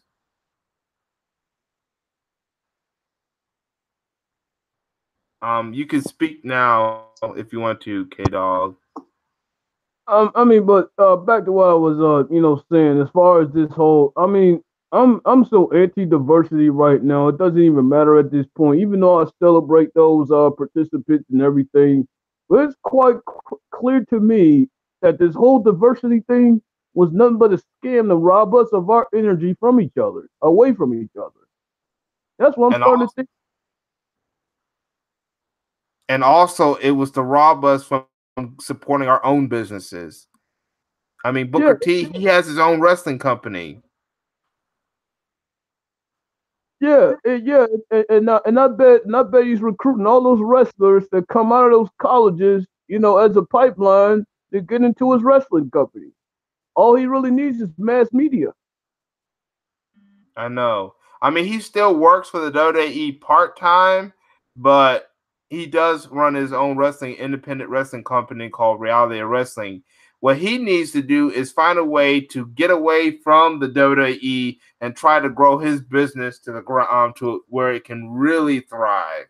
Well, maybe that's why he's still working for the WWE. He's trying to get all those checks into his own company, and I think that's smart. You know what? That is good. You know what? You're right. Yeah, he doesn't. Yeah, he kind of does need to stay where he is in the WWE, so he can at least that way he can help finance and stuff. But Yeah, eventually, it's going to get to a point where he's going to have to back away. you're true. That's true. But for right now, it's good that he's funding his own pipeline. That is good. All right. I mean, he doesn't need to make it as a training school. He needs to make it as a full-fledged franchise, a full-fledged pro wrestling company that can one day compete against the WWE. That's what most of these people. I think there was another black-owned wrestling company. I don't know if they're still running. Excuse me, but it's time that we need to start building our own leagues. As for Hulk Hogan, until they decide to remove him, which he won't, we're gonna have to boycott the WWE. Yeah, These black wrestlers, if they really do not want to work with Hulk Hogan, they need to leave the WWE and go to some of the other promotions or build their own. That's what I'm hoping some of these black wrestlers, because if I'm glad that they're at least acknowledging the situation instead of just trying to hide and defend him like some of these sellouts, these coonish people act. Even if they still act coonish, they at least are acknowledging that this is a big issue. yeah. And back to what I was saying, I was been done with the WWE way back in 2001. So I haven't watched them ever since. Yeah. And you know what? Some people said that the WWE's PG era, which is currently going on, sucks. A lot of even some WWE fans, even some white fans, are not liking the WWE right now. They think that their wrestling's starting to be PC and suck, and they prefer other wrestling promotions. Because I admit, I looked at some of these independent wrestling promotions as well as some of these wrestling promotions in countries like Mexico and Japan and maybe even the Canada and stuff like that. Some of them have better wrestling matches and feuds and storylines that are far better than the WWE. Why do we need to depend on the WWE just because they're number one? The only reason why they're number one is because they have more money and because they get more publicity. Some of their wrestlers get movie deals and television deals. They get to be seen on all these different television platforms. They get talked about on news shows and celebrity talk shows and stuff. That's why the WWE is number one, not because of their wrestling. Because You you just nailed it, J Dog. Mass media. Take that's their right. mass media away. They're not take their mass media away. They're not a world wrestling group anymore. That's I their know. main. There is only one promotion that was able to take him down and beat him in the ratings, and that was the late WCW wrestling promotion. Unfortunately, the WWE found a way to fight back, and they ended and WWE ended up winning what was called the Monday Night Wars. But back in the late '90s, WCW was actually beating the WWE in ratings. Yeah, so like certain video games beating Madden, but Madden went through their little tricks too and started eliminating their competition, even though in a slick way. But ours WWE, that's how they did it. Their own mass media, WCW. I know, and the add insult to injury, WCW got bought by the WWE because WCW was under the ownership of the Turner Entertainment, which later merged to Time Warner and stuff like that. But when WCW was losing ratings and finances because of WWE's Attitude Era, WWE just bought WCW and just basically put them out of business. Yeah, And what at you one time, the WWE was just like really the only company that was around until recently, as more companies are starting to merge, like Impact Wrestling, Ring of Honor, and Lucha Underground and stuff like that. And let me tell you, some of these other wrestling promotions get better wrestling. It's just media is the one thing that's holding them back and ratings. Yeah, Jay Dog. That's really the concern. And like I said, mass media is the main reason why the WWE is still around. And money. Let's not Yeah. forget about money. Oh, but mass media is linked to the money. Yeah. All right. Sorry about that. Put in the wrong link. Once again, before we continue, if anyone wants to put their thoughts and join the panel, hold on. Hold on a second. Something is happening real quick. It's probably my computer. All right, here it goes. For those of you who are in the chat, if y'all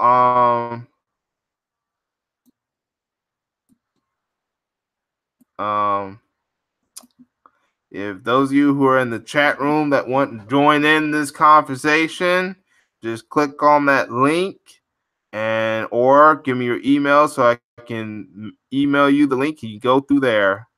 I was hoping to get more people, but that's okay. We're having good exposure. First of all, thank those in the chat and who came on the panel. Thank you for showing up. But now we're going to get into our next topic. Now, here's a more interesting topic. I was on Twitter, I think, the other day, and Tariq Nasheed happened to post some things about what happened in LA. Let's take a look. So, all right. First, going to do a little minimizing real quick. Um, Stuff like that. Okay. Um, all right, right here. All right, hold on. Um, what we're gonna do is we're gonna show you something. I'm gonna show you some clips and an article and stuff. So right here, this is from Tariq's Twitter page. Um, so I'm about to go to his Twitter page.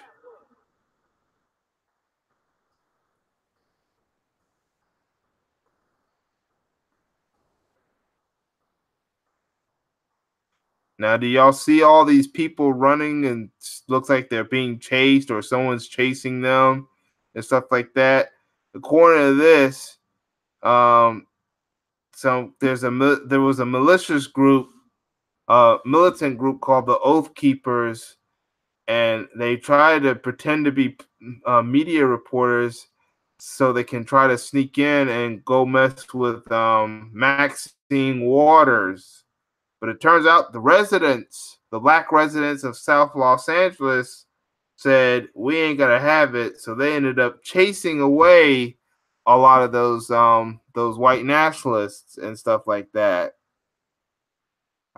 This is what happened yesterday. So I want to hear your thoughts on that, KD 84. Like I mentioned in the beginning of me jumping up here in this panel, I mean, they did the right thing by, chasing the oppressors out of our neighborhoods. I mean, I would love to see this all across the country, not just because a politician that sadly cake for these dang Latinos and everything, which she did a lot. But this is why I give a shout out to those melanated folks in LA, standing up. And I feel like this is going to be a ripple effect all across the country. I know. Make that the whole world. You know what's going on in South Africa, and hey, look what's going on in Haiti. They're uprising because of gas prices. So they just tore stuff down, store stuff up over there. And then you have South Africa. You got the EFF and all that. They're fighting against the white people there to get their land back. Yeah, the EFF and the ANC. Oh yeah, big shout out to Julius Malema. Love his group. And the way he represented Queen Winnie, that was excellent. Yes, yes. We need to see more of this, and not yet. And you're right, and not just because some politician is in trouble. Oops. That was the wrong article, by the way. Uh, hold on. Now, do I want to see Mammy Maxine killed? No. But she is doing their bidding by getting other people into her district instead of people that look like her. I know. She's camping for the wrong people. But yet, here we go once again with this narrative saying that black men don't protect black women, but yet we got all these melanated dudes ran these oath keepers out of South LA. Where is, well, I'm not going to mention her. I'm not going to do it. I'm not going to do it. Yeah, I think I know exactly who you were about to talk about. Um, yeah, I'm gonna click on. Yeah, that's why I stopped myself. Yeah, I think I know he was about to mention, but yeah, where is the person who who says that we don't let people don't protect their community and stuff like that. Um, Matter of fact, hold on. Let me show you an article quick. Now this is a different article. Carry on, J Dog. I got to go to the restroom right quick. I'll be right back. All right. Okay.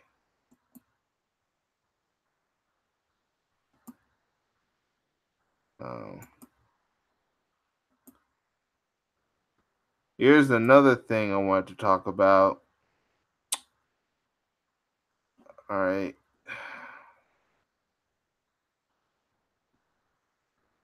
First of all, as you heard, there was a uprising over in Haiti.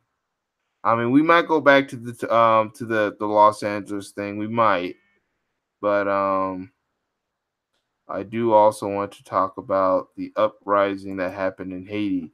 First of all, I just want to say is we need more uprisings against oppression, against coonish behavior, against anything that is hurting the black community. We need to rise up against it. Look at what the Haitians did. Now they're even threatening to demand for better leadership. As you know, in Haiti, there was an incident involving gasoline prices. I mean, Haiti has been through a lot of stuff, all because that they decided to fight back against their oppressors in the 1804. By the way, shout out to Tariq Nasheed.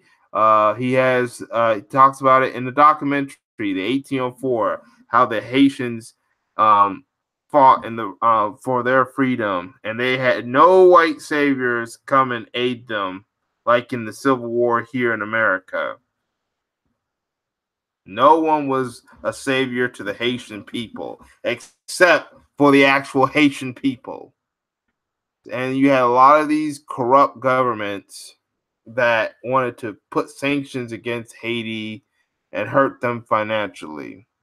And now Haiti is at the breaking point where they're not going to take it no more, so they're going to revolt. And now they're even threatening to have upcoming elections to put in a new prime minister at Haiti as soon as possible. Um, yes, Yes, give a shout out to Haiti. You hear what's happening in South Africa with Julius Malema and the EFF. They're fighting to get their land back. All they need to do is start controlling the leadership of these countries.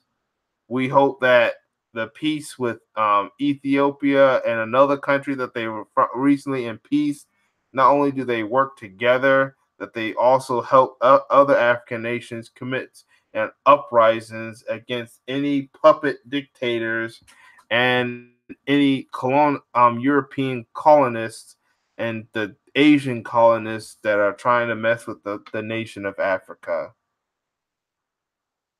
Now let's go back to the incident in Los Angeles.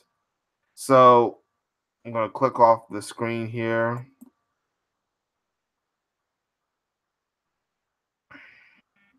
All right. Yeah. Let's go back to South Los Angeles. Yes, the citizens of South Los Angeles was not going to have this white supremacist group called the Oath Keepers just come in and mess with um just go cause a muck into their neighborhood. And when they came out, they ended up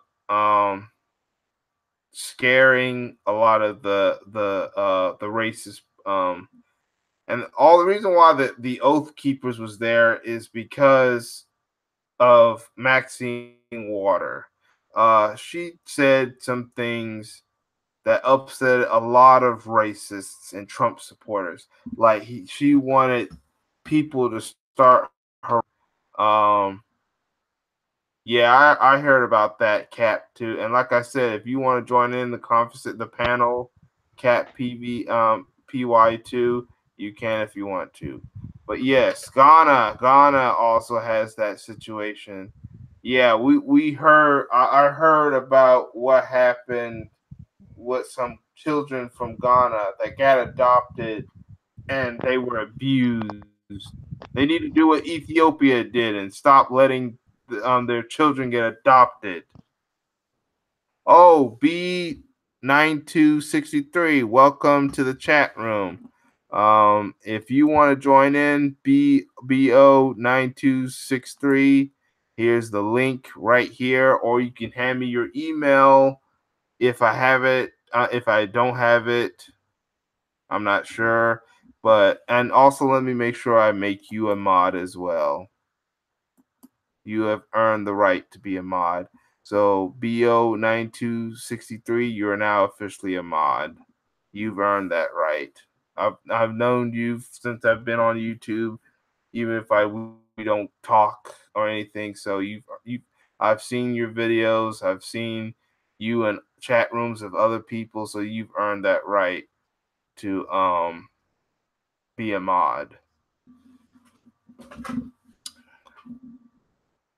I don't know what KD's doing right now, but yeah, like I said, if anyone else wants to come in this panel, yeah, I was hoping for other people. I think I was trying to get LVZ and maybe the Nicole or the Info Man to join in, but I guess I will not be able to do that. Yeah, but take those back. But as far as Mammy Maxine, I think she ought to drop her push for all these illegal immigrants to fill up her district and start caping for the men that ran those races out of your district. I know. I know. I know. I just don't get with our black leaders in Congress and in the Senate or any branch of government or whatever, or the NAACP. Professor Black Truth has even said that a lot of people don't even support or follow these black leaders anymore or these organizations like the NAACP because they remember some of these were founded or funded by white people, well, white racists. So of course they're gonna act all weak and everything. Yeah, who's buttering their bread? Who's signing their paychecks? That's your answer. Yep.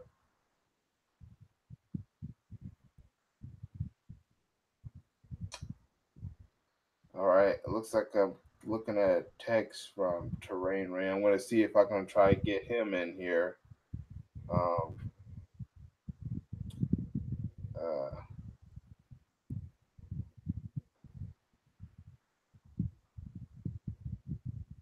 not sure if I'm going to be able to do that. If not, then I understand.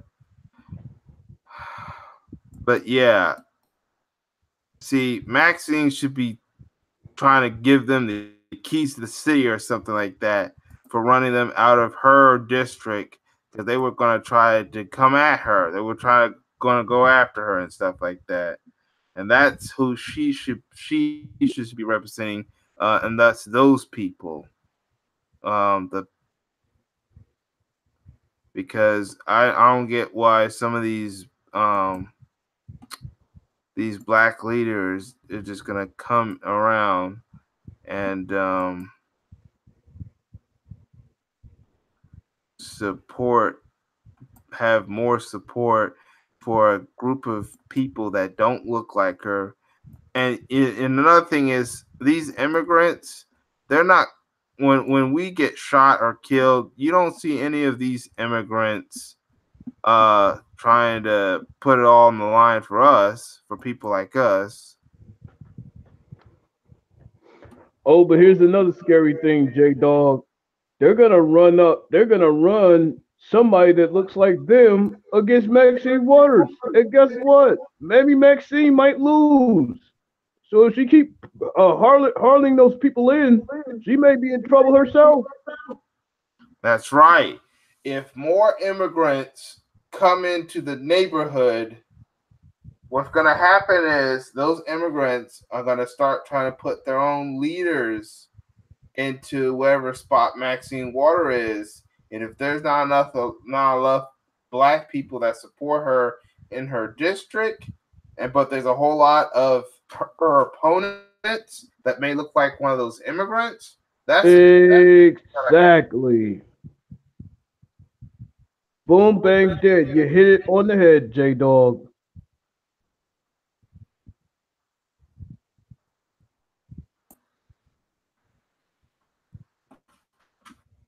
You hit it on the head. I mean, that's exactly what's going to happen. See, this is why I am against diversity because this is what diversity does. Every time you scream that word diversity, it's our energy and it's our vibes that are being stolen and drained, and everybody else's vibes get risen up. We I sit know. here, and let me break down diversity. We sit here to die for their versatility, which is called diversity. Yes. I know you want to bring people together, but right now we are not in the situation where we're coming together. We're getting more and more divided. Oh, and by the way, thank you, BO92. This is going to take a while, so you can continue speaking if you want to. K Dog, I'm going to try to save BO's information, email information, so that way I can also put in a link for him to come in if he wants to come in. I'm going to break it down again, family. Diversity is when black people die trying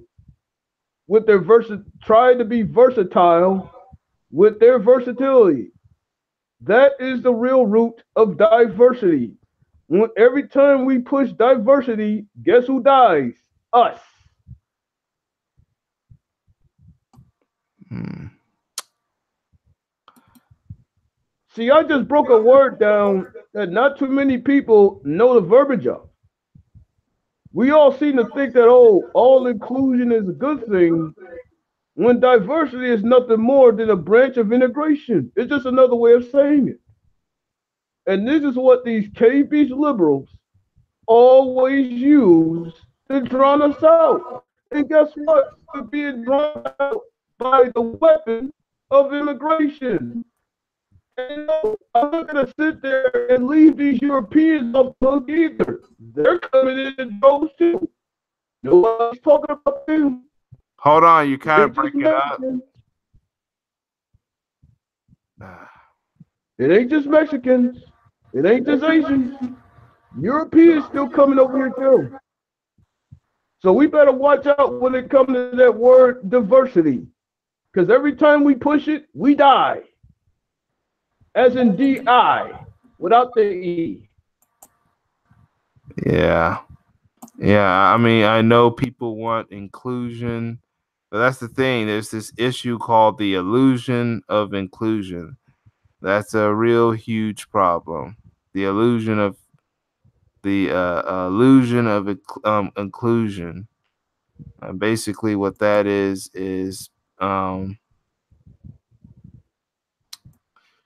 thinking that we can become this force united together, and that ends up not being the case. Uh, Remember, when we had segregation, we actually did better. I heard a lot of black people say this, but a lot of people have even said that the black community had did better even during segregation. We just needed um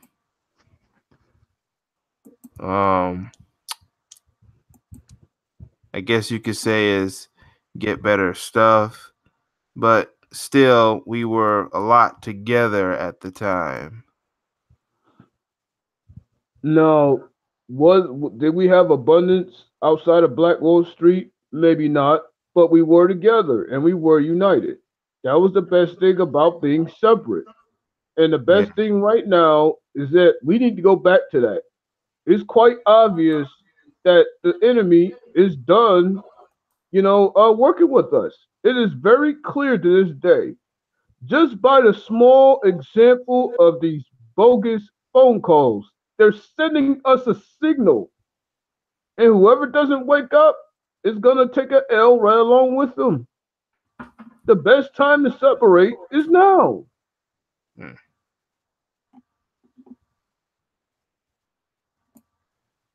The fact that they're calling the cops on us, this is the clear sign anyone could ever see, especially anyone with a freaking brain. Yep. Unfortunately. They used up all of our energy, and this is their way of spitting us out. I keep telling people about diversity. It's a big trick to manipulate and misuse our energy against us. And guess what? They're doing that. Yeah. Yeah, Bo, if you're still here, I'm trying to get you in, but something's going on with my computer. Yeah, I'm trying to see if we can get Bo in. I think I made some kind of mistake. Um, I think I'm gonna have to delete some kind of um, shoot. I think I'm gonna have to delete something.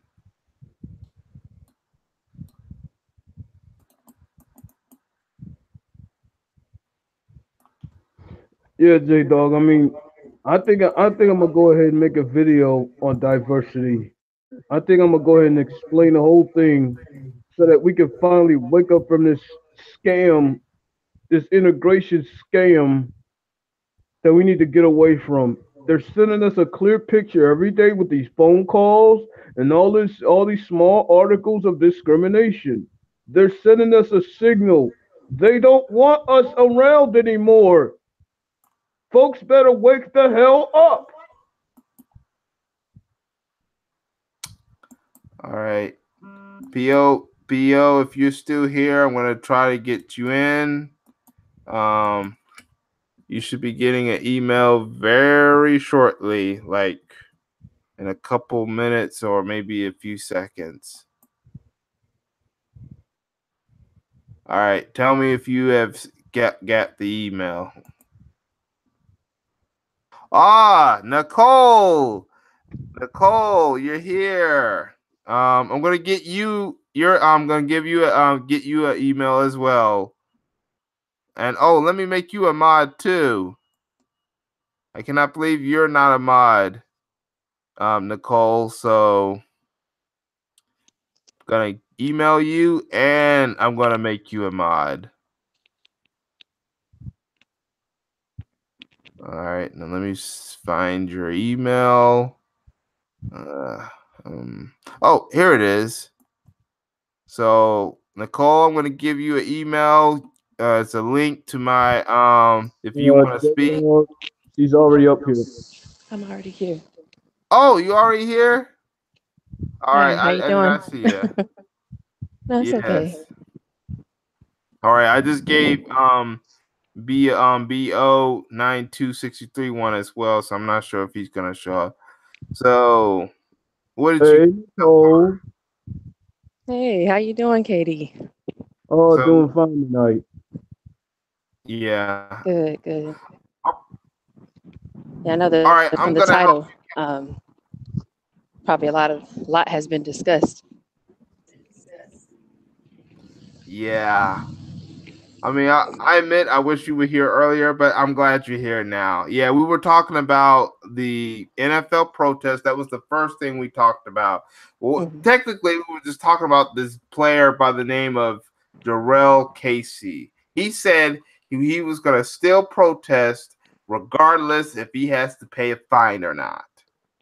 But I suggested that what these players need to do is they need to do all together a walkout and not play in the NFL at all and build their own league and let's see how long the NFL survives.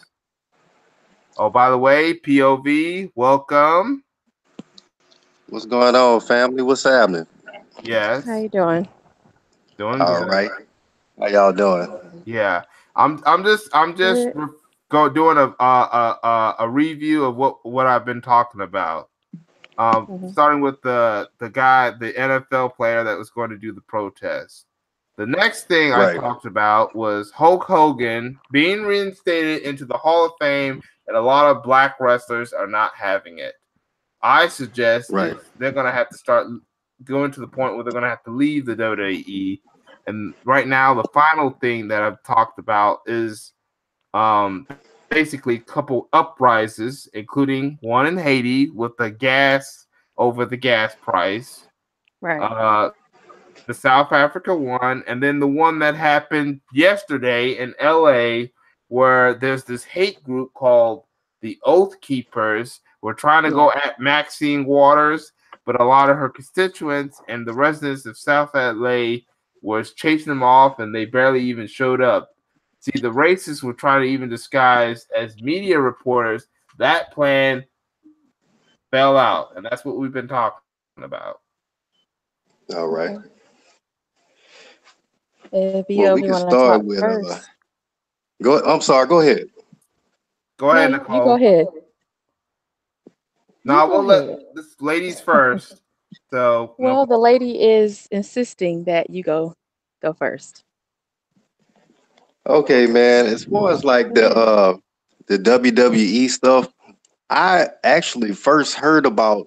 I actually heard about Hulk Hogan just today, and I think I looked at your video and I looked at a couple other videos, and it really didn't surprise me, man, because you know, I'm not trying to make it a secret. I used to watch that probably like every other kid, especially back in high school. I'm like 35 now and I don't watch it anymore. But I used to watch that stuff, man, and I used to see all the racist stereotypes that they used to have, like Kamala, Papa Shango, just making black people look like idiots, man. But I was just like everybody else, just wanting to be entertained and not really seeing what's going on. This whole Hulk Hogan thing really don't surprise me because of what the WWE has been presenting over the last since the beginning, and now it's finally coming out thanks to social media. So now it don't surprise me that they are going to put Hulk Hogan back into the Hall of Fame because he, along with Vince McMahon, actually built that company. So I'm pretty sure when they had that meeting or when they informed Hulk Hogan of him actually being suspended, they was probably telling them, look, just give it a couple of years or give it a year or two and we'll put you back in. Kind of like a little under table conversation because you can't leave him out of the company when he basically built that company. And as far as all the black wrestlers, um, I heard The Rock actually, and I might be wrong about this, but I heard The Rock actually defended Hulk Hogan. Correct me if I'm wrong. I heard he actually defended Hulk Hogan actually uh, needing to be back into the Hall of Fame because he helped build the company and stuff like that. And The Rock is something completely. We'll have to talk about him another time, man, because obviously he's not trying to be identified as a black man. Can I Now, just say But something real quick? go yeah, ahead, Nicole. I mean, to the fact, even if The Rock said it or not, um, I could, from his perspective, because he's clearly confused, right, I could see how he and many of the other white men at WWE with this wrestling. I mean, this The is Rock's a not white. legacy. I know. I said other white, Oh, okay. Sorry hmm about because that. mostly in that profession, it's about your mindset for the most part. With most professions, but Yeah. especially right, that one, even when you look at, he looks up to Hulk Hogan. That's why he probably said that, if he said it, you know. right, But I mean, you have a lot of wrestlers, black, white, or otherwise, that look up to him. You have UFC fighters that look up to Hulk Hogan. So, like, just like Bo said, he helped to establish that franchise. He put a lot of money in people's pocket, whether directly or indirectly. And until you have an alternative source, to showcase your craft, then you have to bow to the kingdom. And in this case, the kingdom is WWE. Now there's So, actually other wrestling promotions that but they could if have. they were so important, nobody would be caring about WWE right now. I That's just told how I K see Dog. it. Yeah, I told K Dog this. The only reason why the WWE is as big is Hmm. because they have more of mass media. They have their own streaming service. I mean, some of Hmm. the other wrestling promotions have their own streaming service too, like Chikara, Ring of Honor, Impact Wrestling. But it's the WWE, not to mention they've been around longer. Hmm. They're more celebritized, as in they have more celebrities supporting the WWE. They have more sponsors supporting the WWE. You see a lot of their wrestlers get the big movie deals, the television deals. Heck, some of them may even have music deals. I would not be surprised. They get to go to these talk shows, and even be shown on ESPN more than half the wrestlers of other wrestling promotions. I mean, I right, think that I think you're right, and I think a lot of it is with the wrestling. Perception is reality, and fantasy sells, right? So they've they've remained innovative throughout the time that they've been on television. I used to watch WrestleMania every Friday as well, so I'm in that boat too. Uh, I'm so, still a wrestling fan, but huh? I still like wrestling, but I just stop.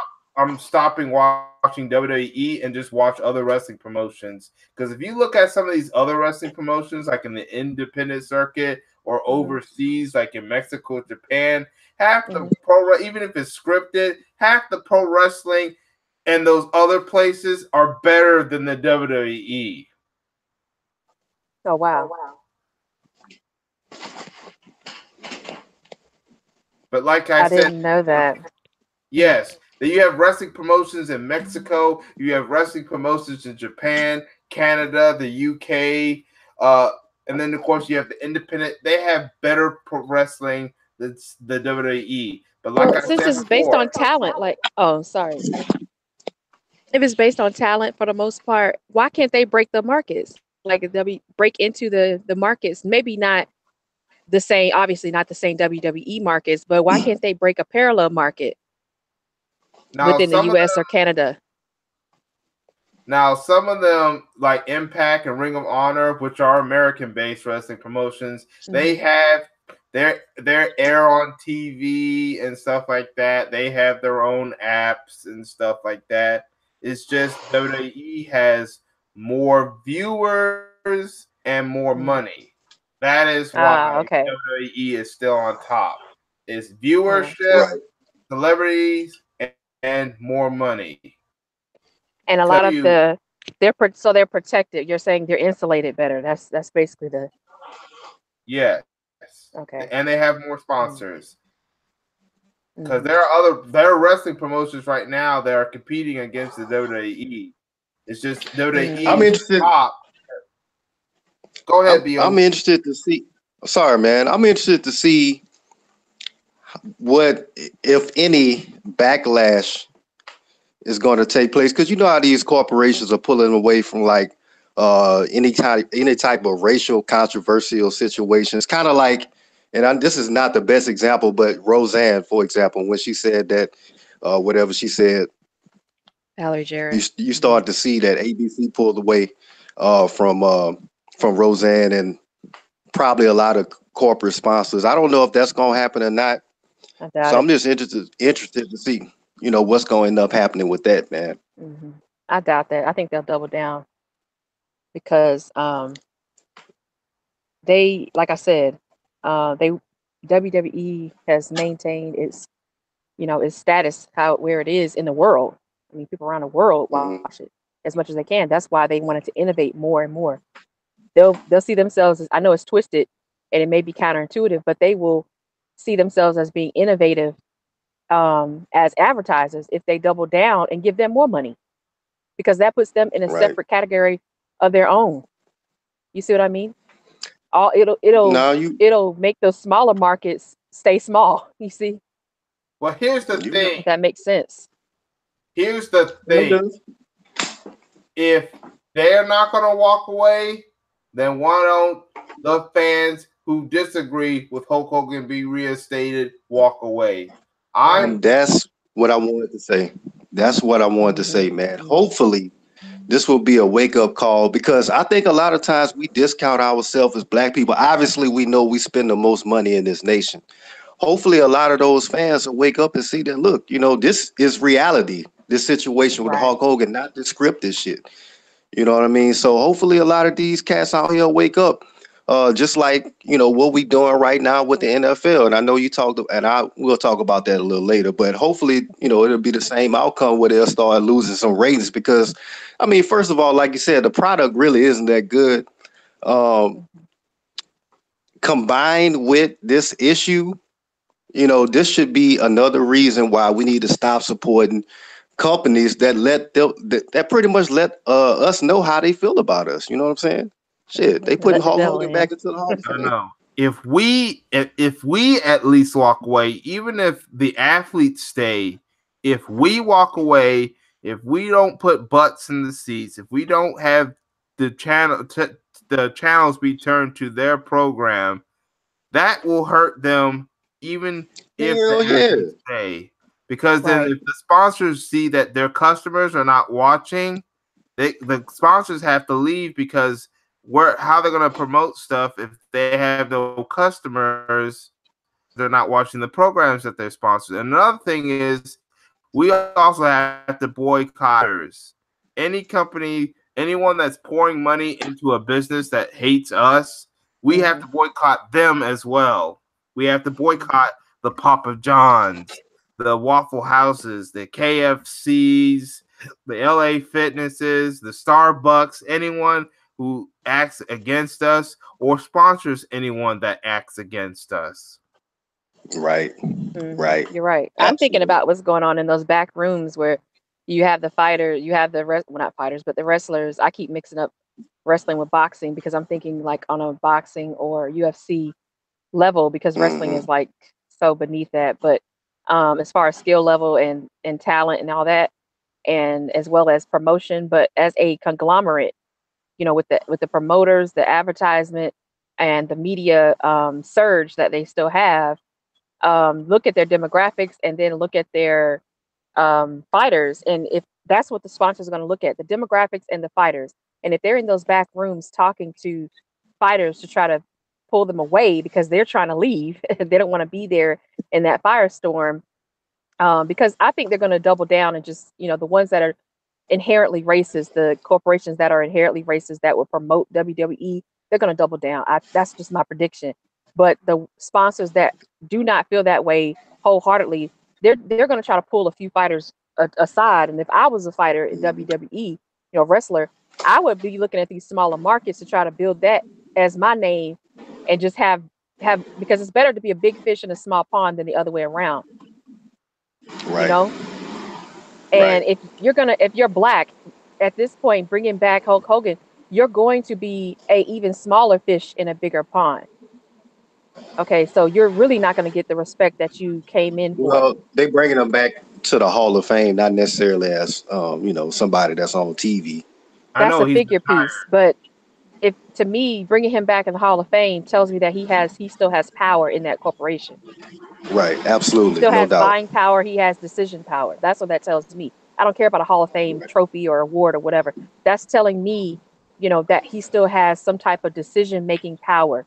And if I was a black wrestler, I'd be trying to get the hell out. I'd be trying to jump ship, or at least try to talk to, do some back channel discussions or, negotiations or something.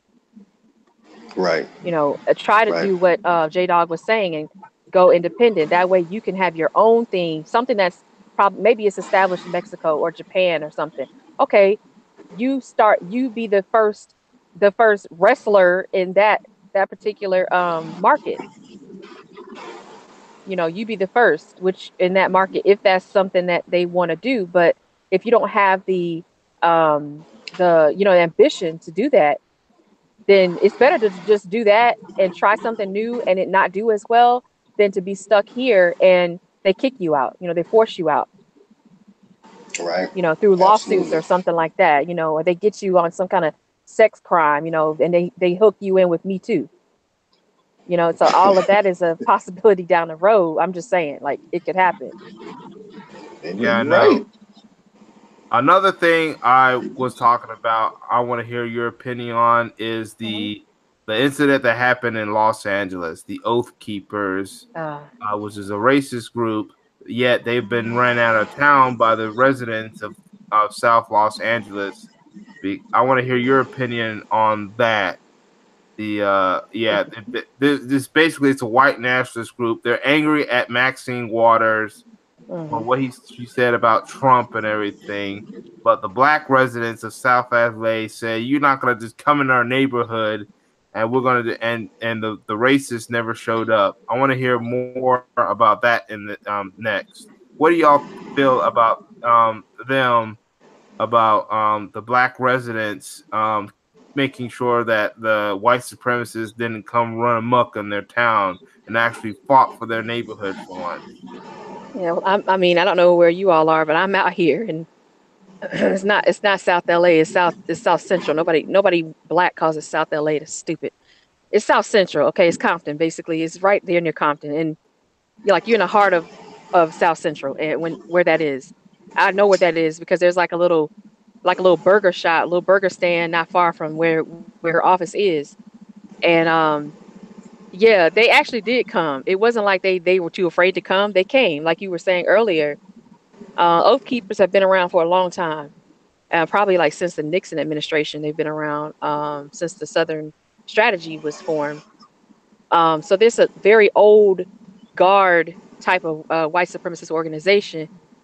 And these men are not of the same ilk as like the what is it, the alt right or anything, but they might as well be because these people are supported by the NRA. They support the NRA back and forth, and they thought they could just come wreak havoc. And we have to remember history. We can't forget what has happened just recently, a few years ago, and last year. I mean, what was it, 2015 or 2016? They were in Anaheim. Anaheim ain't but what, two or three exits away from Watts, Lakewood. It's not that far. It's right down the street from Disneyland.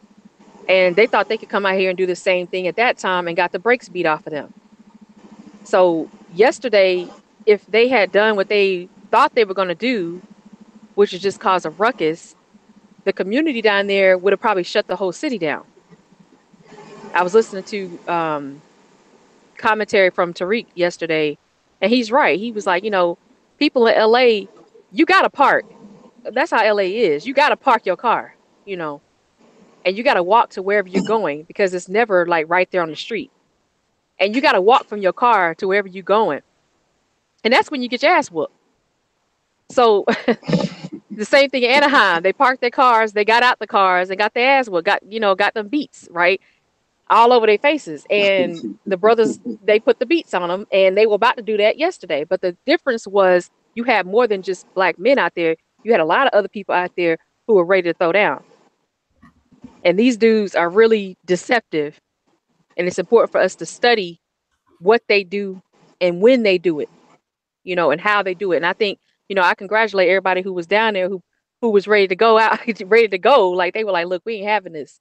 Because if they could do that in South Central, they can do it anywhere. What about you, Bo? What's your opinion on this?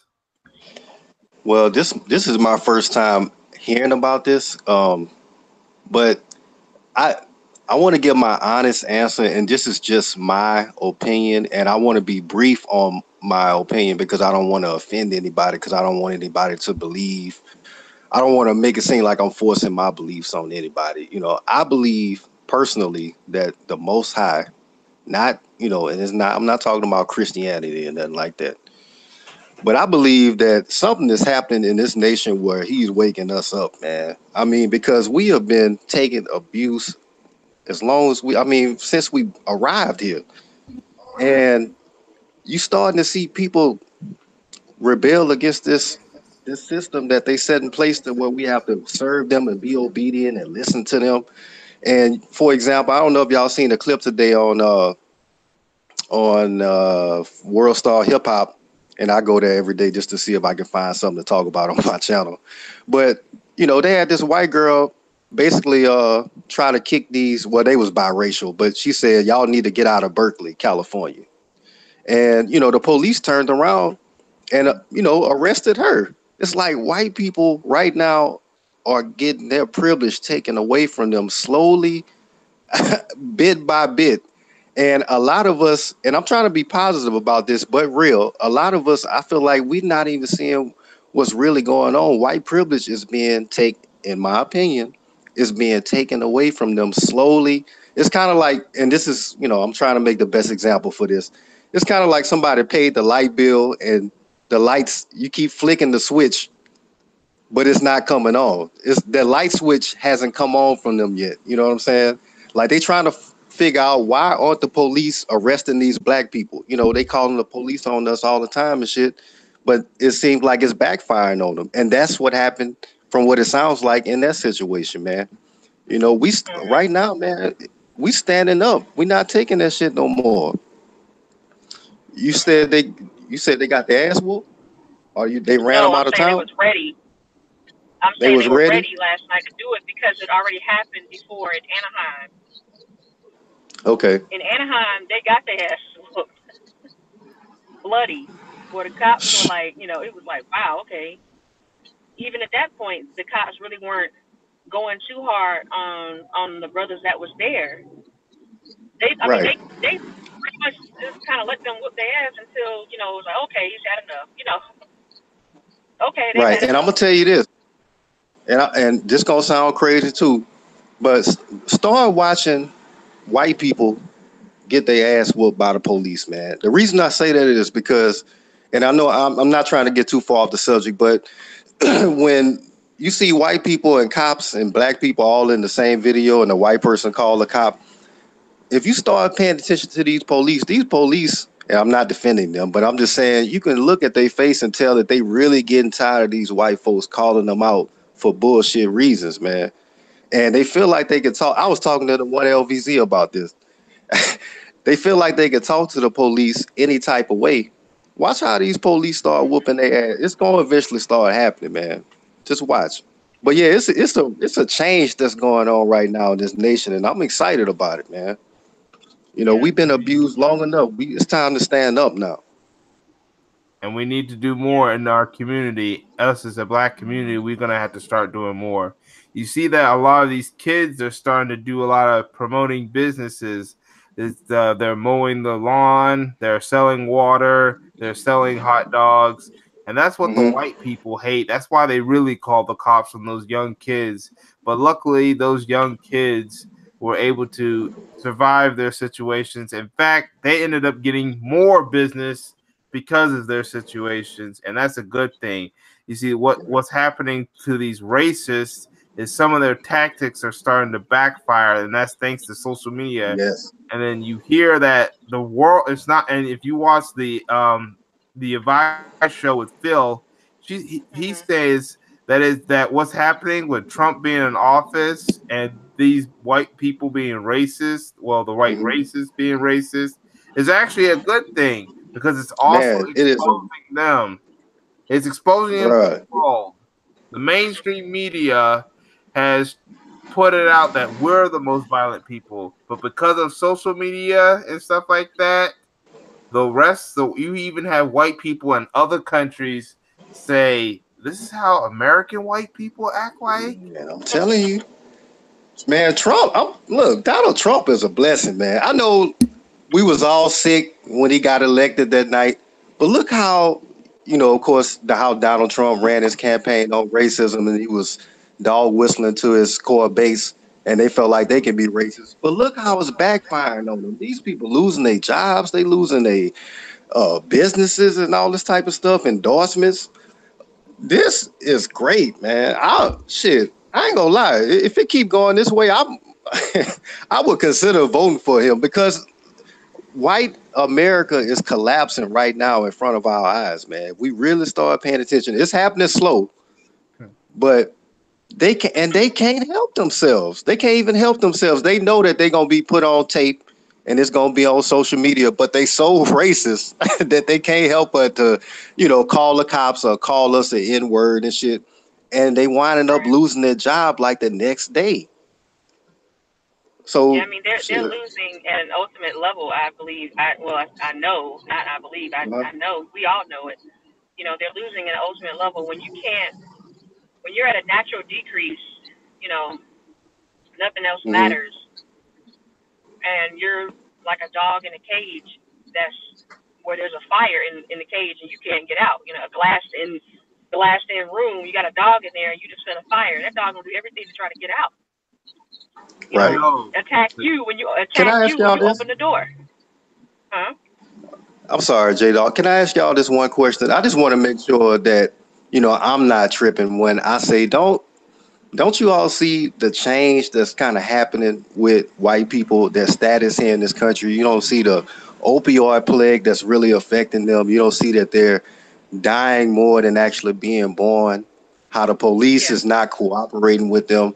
I mean, this to me, I'm excited, man. This is great I to know me. it has, but Lisa, I feel like I agree. But in that same vein, you have to be um, We we we are not also out of the woods. strategize. We are Right. not out of By no you're means. absolutely correct. Yeah. Right. And I don't want Still to. I have to want to make sure I strategize. don't give. Hmm. No, I'm sorry. Go ahead. No, you okay? It's all right. Go ahead. I want to make sure. And I want to be clear. I don't want to make it seem like we out of the woods as black people. We still got wars to go through. All right, but it seems like while we're rising a little, they're actually sinking a lot, and I'm really paying attention to that, man. yes. So this is not a time for us to throw a party. And real quick, man, I before I got on the call, I heard one of the brothers on here, and I'm sorry I don't know his name, saying how black people gotta come together and listen, man. This is me personally. I'm only working with black people that's trying to build. I'm not trying to work with black people that's out here doing harm to other black people. If the righteous black people like us get together, these y'all the people I want to work with. Shout out to the LDBC. I want to work with my brothers in the LDBC as well. You know what I'm saying? I keep telling I agree. in some of these panels that you BOV, you and your fellow LDCB people like LVZ. I was hoping to get him in here. You guys are the new media. You're the new boxing Right. media, and even Town Business has said that y'all the new media. Just like you, Nicole.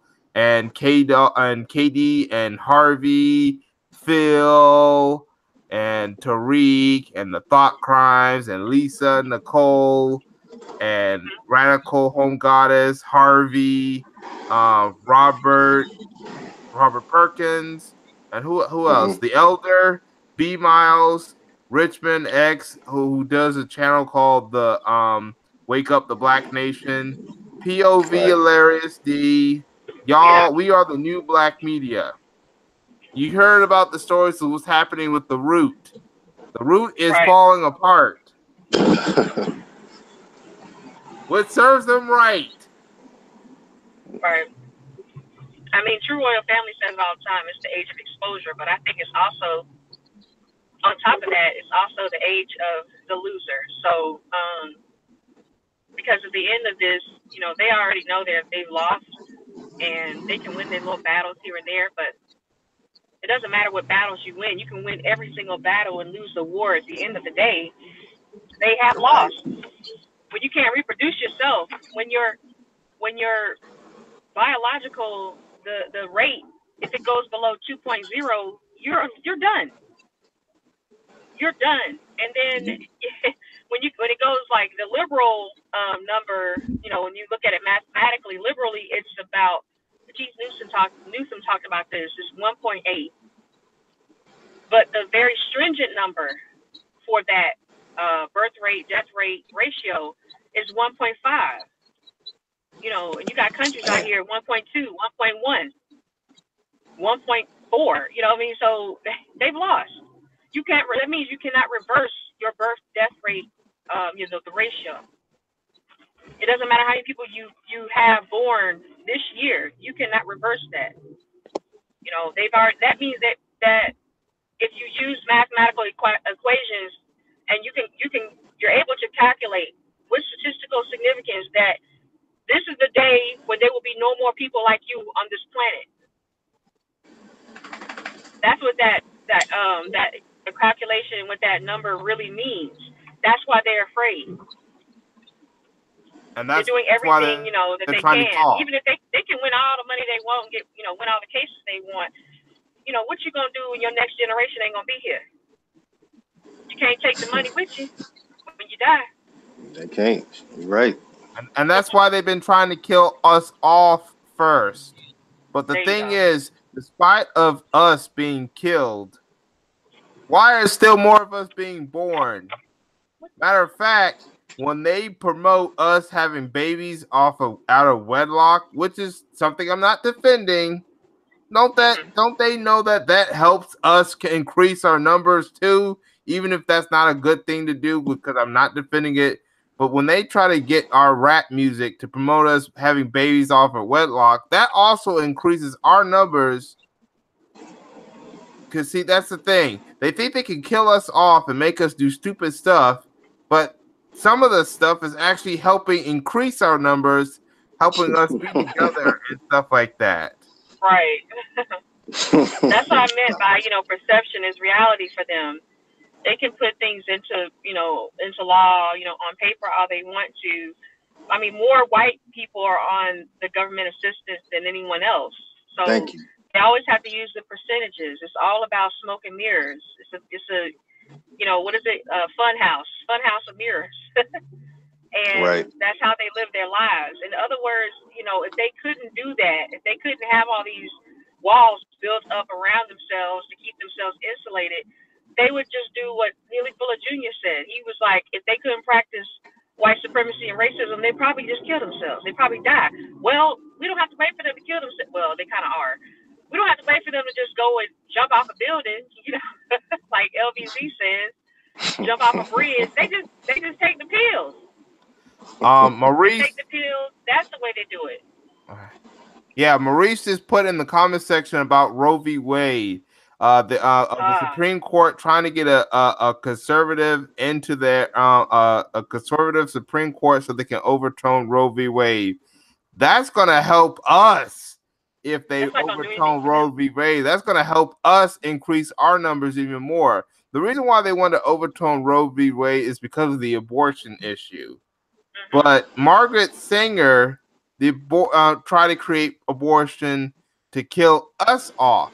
If they overturn Roe v. Wade, even if they start increasing their numbers because they have made abortion illegal again, that's going to help Black people's numbers and any other non-white people's numbers increase even higher as well. I mean, the Latino community are mostly Catholics, so they already don't believe in abortion and birth control and sterilization.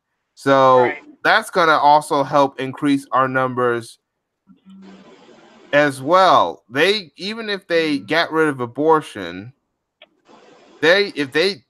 it's been said that they don't have to catch up.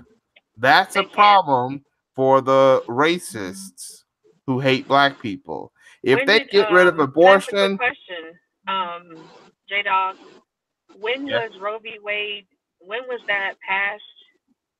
I mean, when was that decision come down? It was a Supreme Court decision. I don't remember the year because it Me seems either. to me like it must have been like in the 70s, early 70s or something. Because after Roe v. Wade, you had a lot of women going single mothers. It didn't seem like, it wasn't like there were more women having babies with no husband or no boyfriend, no man there. It just seemed like that was made okay after Roe v. Wade. It seemed like that was just the norm, becoming the norm after that. But in my opinion, they're like 20, 25 years late, depending on when it was, passed and everything. They're late because, like I said, you cannot reverse your birth rate. It's too late for you. Okay. Yeah. This person The I'm reason driving, y'all. Sorry. the reason why they wanted to create something like abortion and Planned Parenthood is because, all right, Marie said it was back in 1973. It's because Okay. Margaret Sanger thought that abortion was going to affect more Black women and help kill off our race.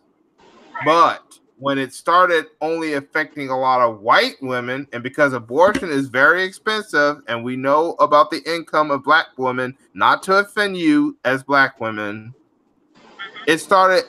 abortions started happening with white women more, and that's why the conservative white people who don't believe in abortion want to have Roe v. Wade overturned by the Supreme Court, but they need a panel of judges and a court case and a overlook to do that, because they think that Yeah. getting rid of Roe v. Wade will help increase their numbers, when in reality it's going to help increase Black people's numbers because abortion will be illegal.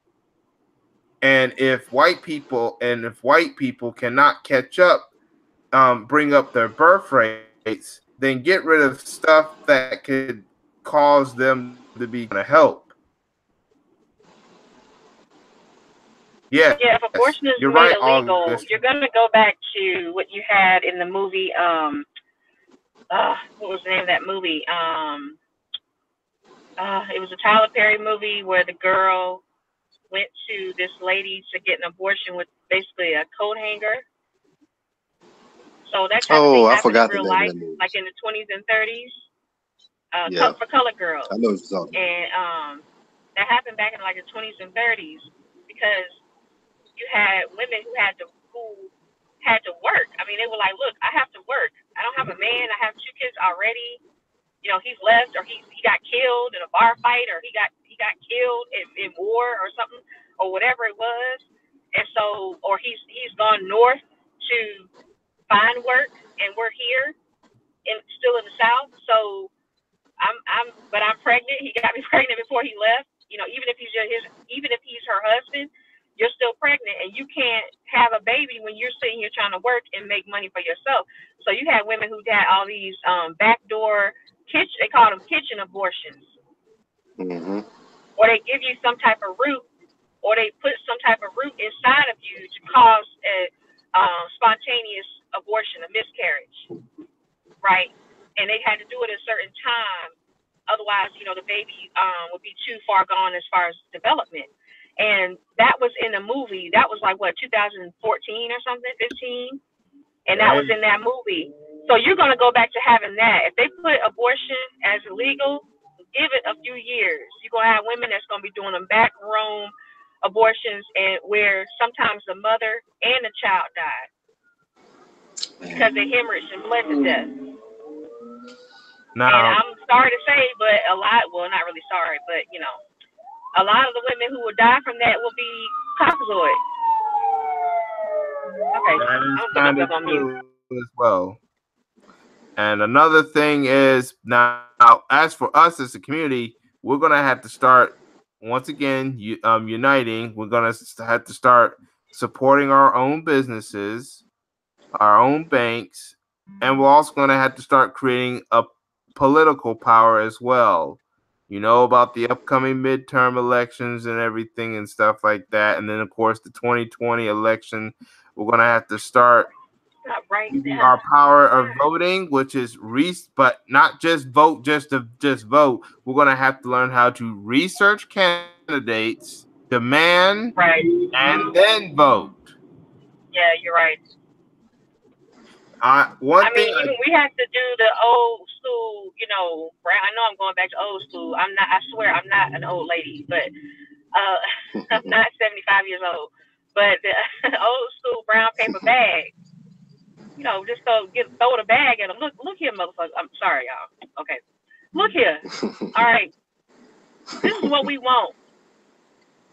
And if we have to hold them out the window like 5 heartbeats, then we gonna have to hold them out the window like 5 heartbeats. Hold them by the ankle over the roof. Okay, you gonna do this? What we want you to do? Well, I can't do. Well, okay. Well, you just gonna have to go next. Because I mean, there's no point in you being here breathing in the city if you ain't gonna do nothing for the people that's here. I That's what know. the mob used to do. Yes, demand then Or vote. excuse me, they Not still just do. wait to vote for nothing. Demand vote. The first thing before the demanding and the voting is the research on the candidate. You're Right. gonna have to start using our social media not to just look up Instagram photos of women in thongs. No, we need to also start using the internet to research political candidates. Mhm. And then we also need to start joining town halls, phone calls, voting groups, maybe even and stuff like that. You're gonna, or maybe become a politician yourself, Yeah, like I the was about to say that. grassroots and the I was gonna ask you progressions that. and stuff. I Yeah, was I gonna mean, I was ask you, about to do say you think that. it's easier to have a candidate on the grassroots to run that we support, and that way we can conserve our energy and won't have to throw the brown paper bag at nobody that's already in the system, you know? Or is it just easier to, like you said, research candidates that are already available to us? You know, Or everybody has actually something in their create your own closet. candidate. Huh? Create your own candidate, become a candidate, and stuff like that from the ground up. We're gonna have to do a lot. Mhm. All right, we cannot depend on our black leaders that we have now or our celebrities. In order to Right. rebuild the community, we're gonna have to do it from the ground up. Yeah. A lot of our black celebrities, some of our black athletes, and a lot of our black leaders have turned on our community. I know Mhm. people want reparations, but I have to admit we may not be able to get reparations. We might try to be able to create something close to reparations. I mean, still fight for reparations, but we also have to rebuild Black Wall Street, support our businesses that we do have, and create new ones. We have to have an economic power combined with a political power. We need, if we have to, we're gonna have to go third party, if and create a black party or something like that. Go third party and, and increase it. What do you think about that? Right. That makes a lot of sense. Yeah. Yeah. It's a good groundwork. It's just the thing is like I think a lot of times we as black folks, and I know I've heard it a lot of times, and I've seen it myself. We think that we can get something done for free. It cannot happen. I remember when Tariq was trying to, and several people, you know, tried Phil to get too. different, yeah, try to get different projects off the ground or whatever that they're doing, and they're struggling. And he was talking to, I think Jason, yeah, Jason was talking to him, and he was like, yeah, they have this exploding kittens game. They wanted to raise $8,000, and they ended up raising almost $10 million from an Wow. exploding kitten video game. And Tariq's trying to put together a documentary that's about our history. He said, we shouldn't have to limp across the finish line with $200,000, and they got a stupid video game that does nothing for no one. You know, they made so much money off that one game. They went and I think they were talking about starting their own development company from the money. Because it wasn't like they got it from investment, so there's no third party exchange. It was just straight up money. That was And crazy. So I think we have to see what it is that we have interest in, because within this scheme that you're laying on the table, people are going to have interest in different levels of that. And I think that's where we fall short, because we expect people to put their money into the whole thing. But in my opinion, you should have interest in the whole thing. But everybody doesn't think the way I do. So if they have interest in promoting a candidate, making sure that they are basically marketable, you have to be marketable. Making sure that they have everything they need to be successful as far as going and talking to other politicians, because they will at some point, you know, reaching across the aisle and making connections with other people from other parties. That's important, because you always have to know what the enemy is thinking. Somebody might, a group of people might want to support that part of it. Another group of people might want to support building and maintaining the black business districts that are built. So everybody has their place, but I think a lot of times, black people, we don't really know, or since we don't know, and since it's probably an information overload, or it's just feel like it's too much. It's too much to do. But when one of us gets shot, it ain't too much to take your ass down there and go protest and march around a building. Right. we see I'm that's just not saying. working. It ain't never worked. I mean, only time I know marching around that long work was in the Bible. Okay, Jericho. That's the only time I knew it worked, and they Another didn't even get thing a that lunchable needs out to of it. happen is media. We like I said Right. before, we are our own media. I forgot to mention Professor Black Truth and Jason Black when I was mentioning all the people. But thank you for whoever put in the chat room about Professor Black Truth. He's another example of black owned media. He talks about that we are the new black media because the Roland Martins, the Roots are dying or already dead. I get, but another Mhm. thing is creating our own media. We right now, black people are on social media platforms like Black Junction and Black Spot. We need to go to Mhm. the GoFundMe pages and help support with our own money to get sponsors and stuff like that. Help them so they can get live stream. I know that they need at least 25,000 to start working on their own live stream. That's Black Junction I'm talking about. I mean, same with with Black Spot. I think Black Spot has live stream already, but they still need more money to help fund some of the stuff that they're trying to do to grow their platform and stuff. But Right. we need to also try television, even on streaming services like Quality TV. See, we have black media. We just need to learn how to support it. And yes, Mm-hmm. it's gonna take money because not like you said, nothing is free. Stop Right. expecting everything to be free. You're gonna have to. If we could buy Jordans, I know we can support Quality TV and Black Junction and Black Spot. financially. Right. That's why I was happy. Hey, Oh, go ahead, I'm B. sorry. I'm sorry. I gotta actually I'm at 2% right now, but Oh, I just okay. wanted to come through and show you some support, man. I appreciate your support as well, and everybody in the chat room, I appreciate y'all, man, and y'all my new family. Subscribe to BO9263 if you don't mind, and I'm gonna go ahead and end this for my phone down on me. I appreciate y'all. Shout out to the LDBC. All All right. right. Like he said before, Have a good if night. y'all have some time Yeah, you too. now, go on to his channel and subscribe to him if you have not subscribed to his channel. I think I've already subscribed to his channel, but if y'all haven't subscribed to his channel, go to his channel and subscribe to him. Um, just for his chat, go into his icon or go to the little dots that say, and then click on the little dots and look at where it says go to channel and stuff like that. And that will take you to his channel, and you can subscribe to him through that. Let's also help these platforms grow their viewership and their subscriptions.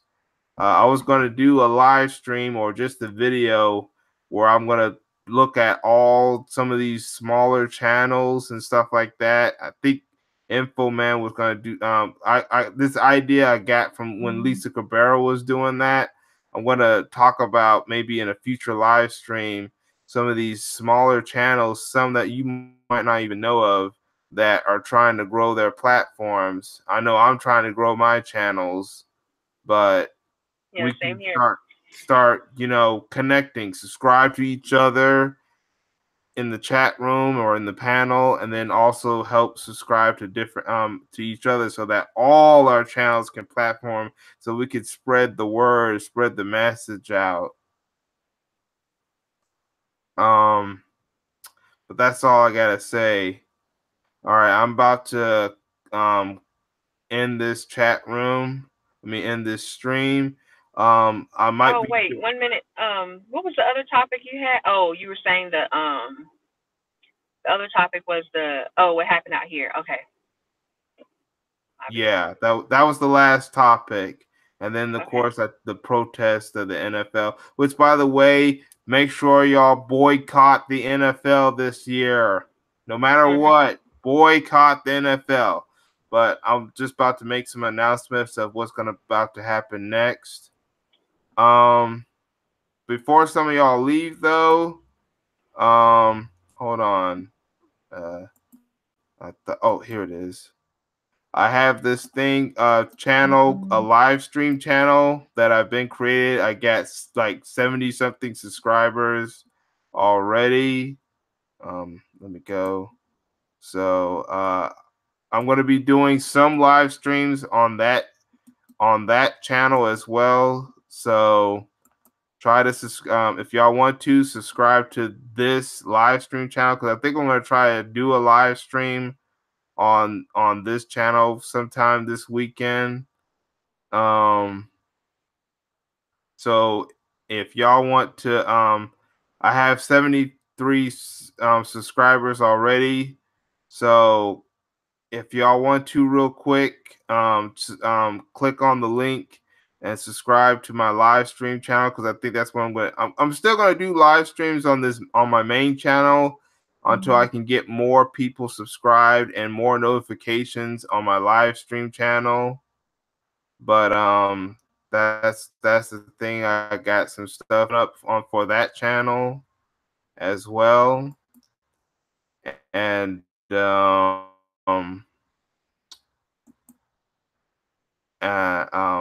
I'm just saying, I'm just planning more stuff. But Nicole, before I leave, do you have any last words on this platform that you would like to talk about? Oh, just thank you for having me on your hangout. I really appreciate it. It's good to, be able to come and talk about different topics, especially when we talk about solutions. I really appreciate that.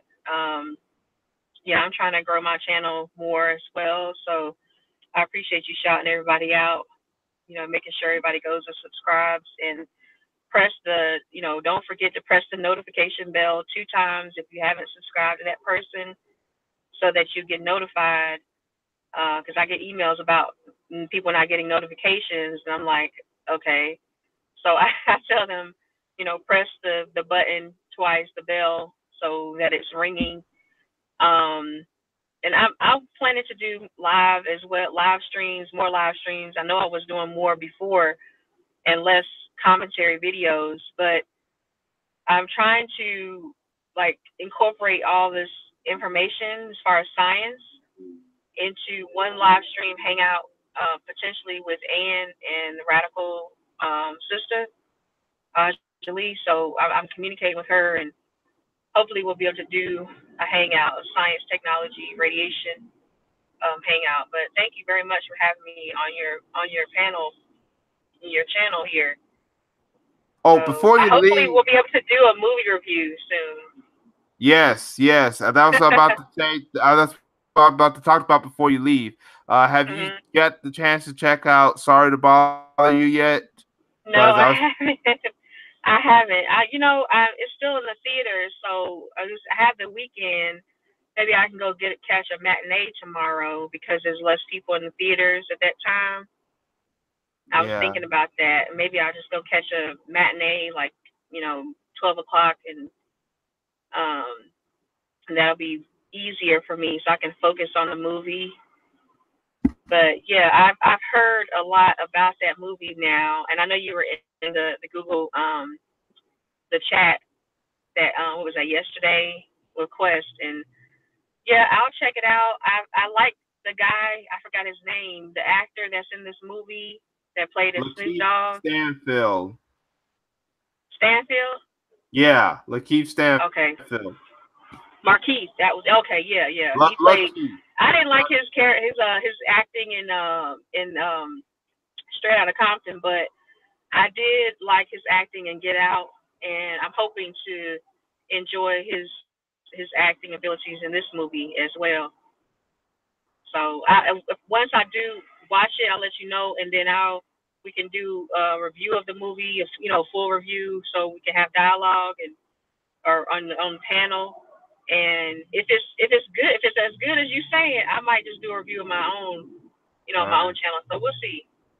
And also, I talk about the critic strategy is where I talk about why that some of these black movies that we support that do put us in a positive light, that if we're going to express ourselves about these movies, that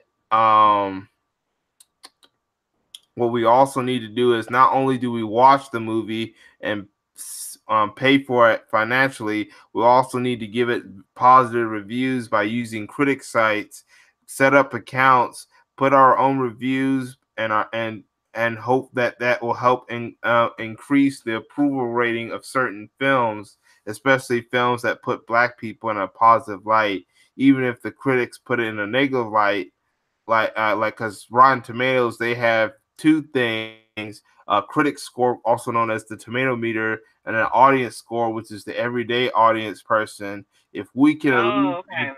if we can at least increase the approval audience score on a film that puts black people in a positive light, at least see that people are supporting certain movies. Tomorrow I'm going to see The Equalizer 2. I might do a review on it. And then I'm also going to make sure that because I have an account on Rotten Tomatoes, I'm going to put my stars review, and if we get enough of us, we could really change some of the scores, so we can help put a lot of approval ratings on movies that put us in a positive light, and a lot of negative scores on anything that puts us at a negative light. But once again, but we could talk about that later on Yeah, the that makes a lot of movie sense. review. Yeah. Yeah. Yeah, I'll tell you more about the critic score strategy when we do the movie review, because that's because I know it. I talk about this strategy a lot, but it's very important that I do talk about this strategy because it could help us in a way. But thank you for showing up, and I hope Oh, you have a thank you good for having me. evening. You too. Everybody in the chat, what up? Y'all have a good evening, and I will talk to y'all later. Y'all be safe out there. Thank Oh, you and so much. yeah, Huh? put your link up there and make sure y'all subscribe to Nicole.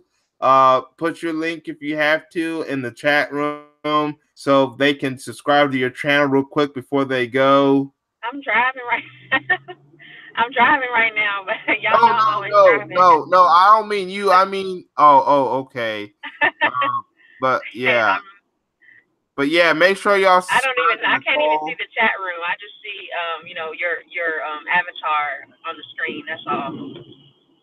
Yeah. Click on if you're not subscribed to my channel on any of my two channels, click on the link to go to my live stream channel and subscribe to that. Go to my avatar to subscribe to my main channel if you're not a subscriber and happen to watch this video. But anyway, once again, I'm about to put stop to this broadcast. Thank you everyone in the chat room for showing up. Thank you to everyone that showed up on the panel. KD,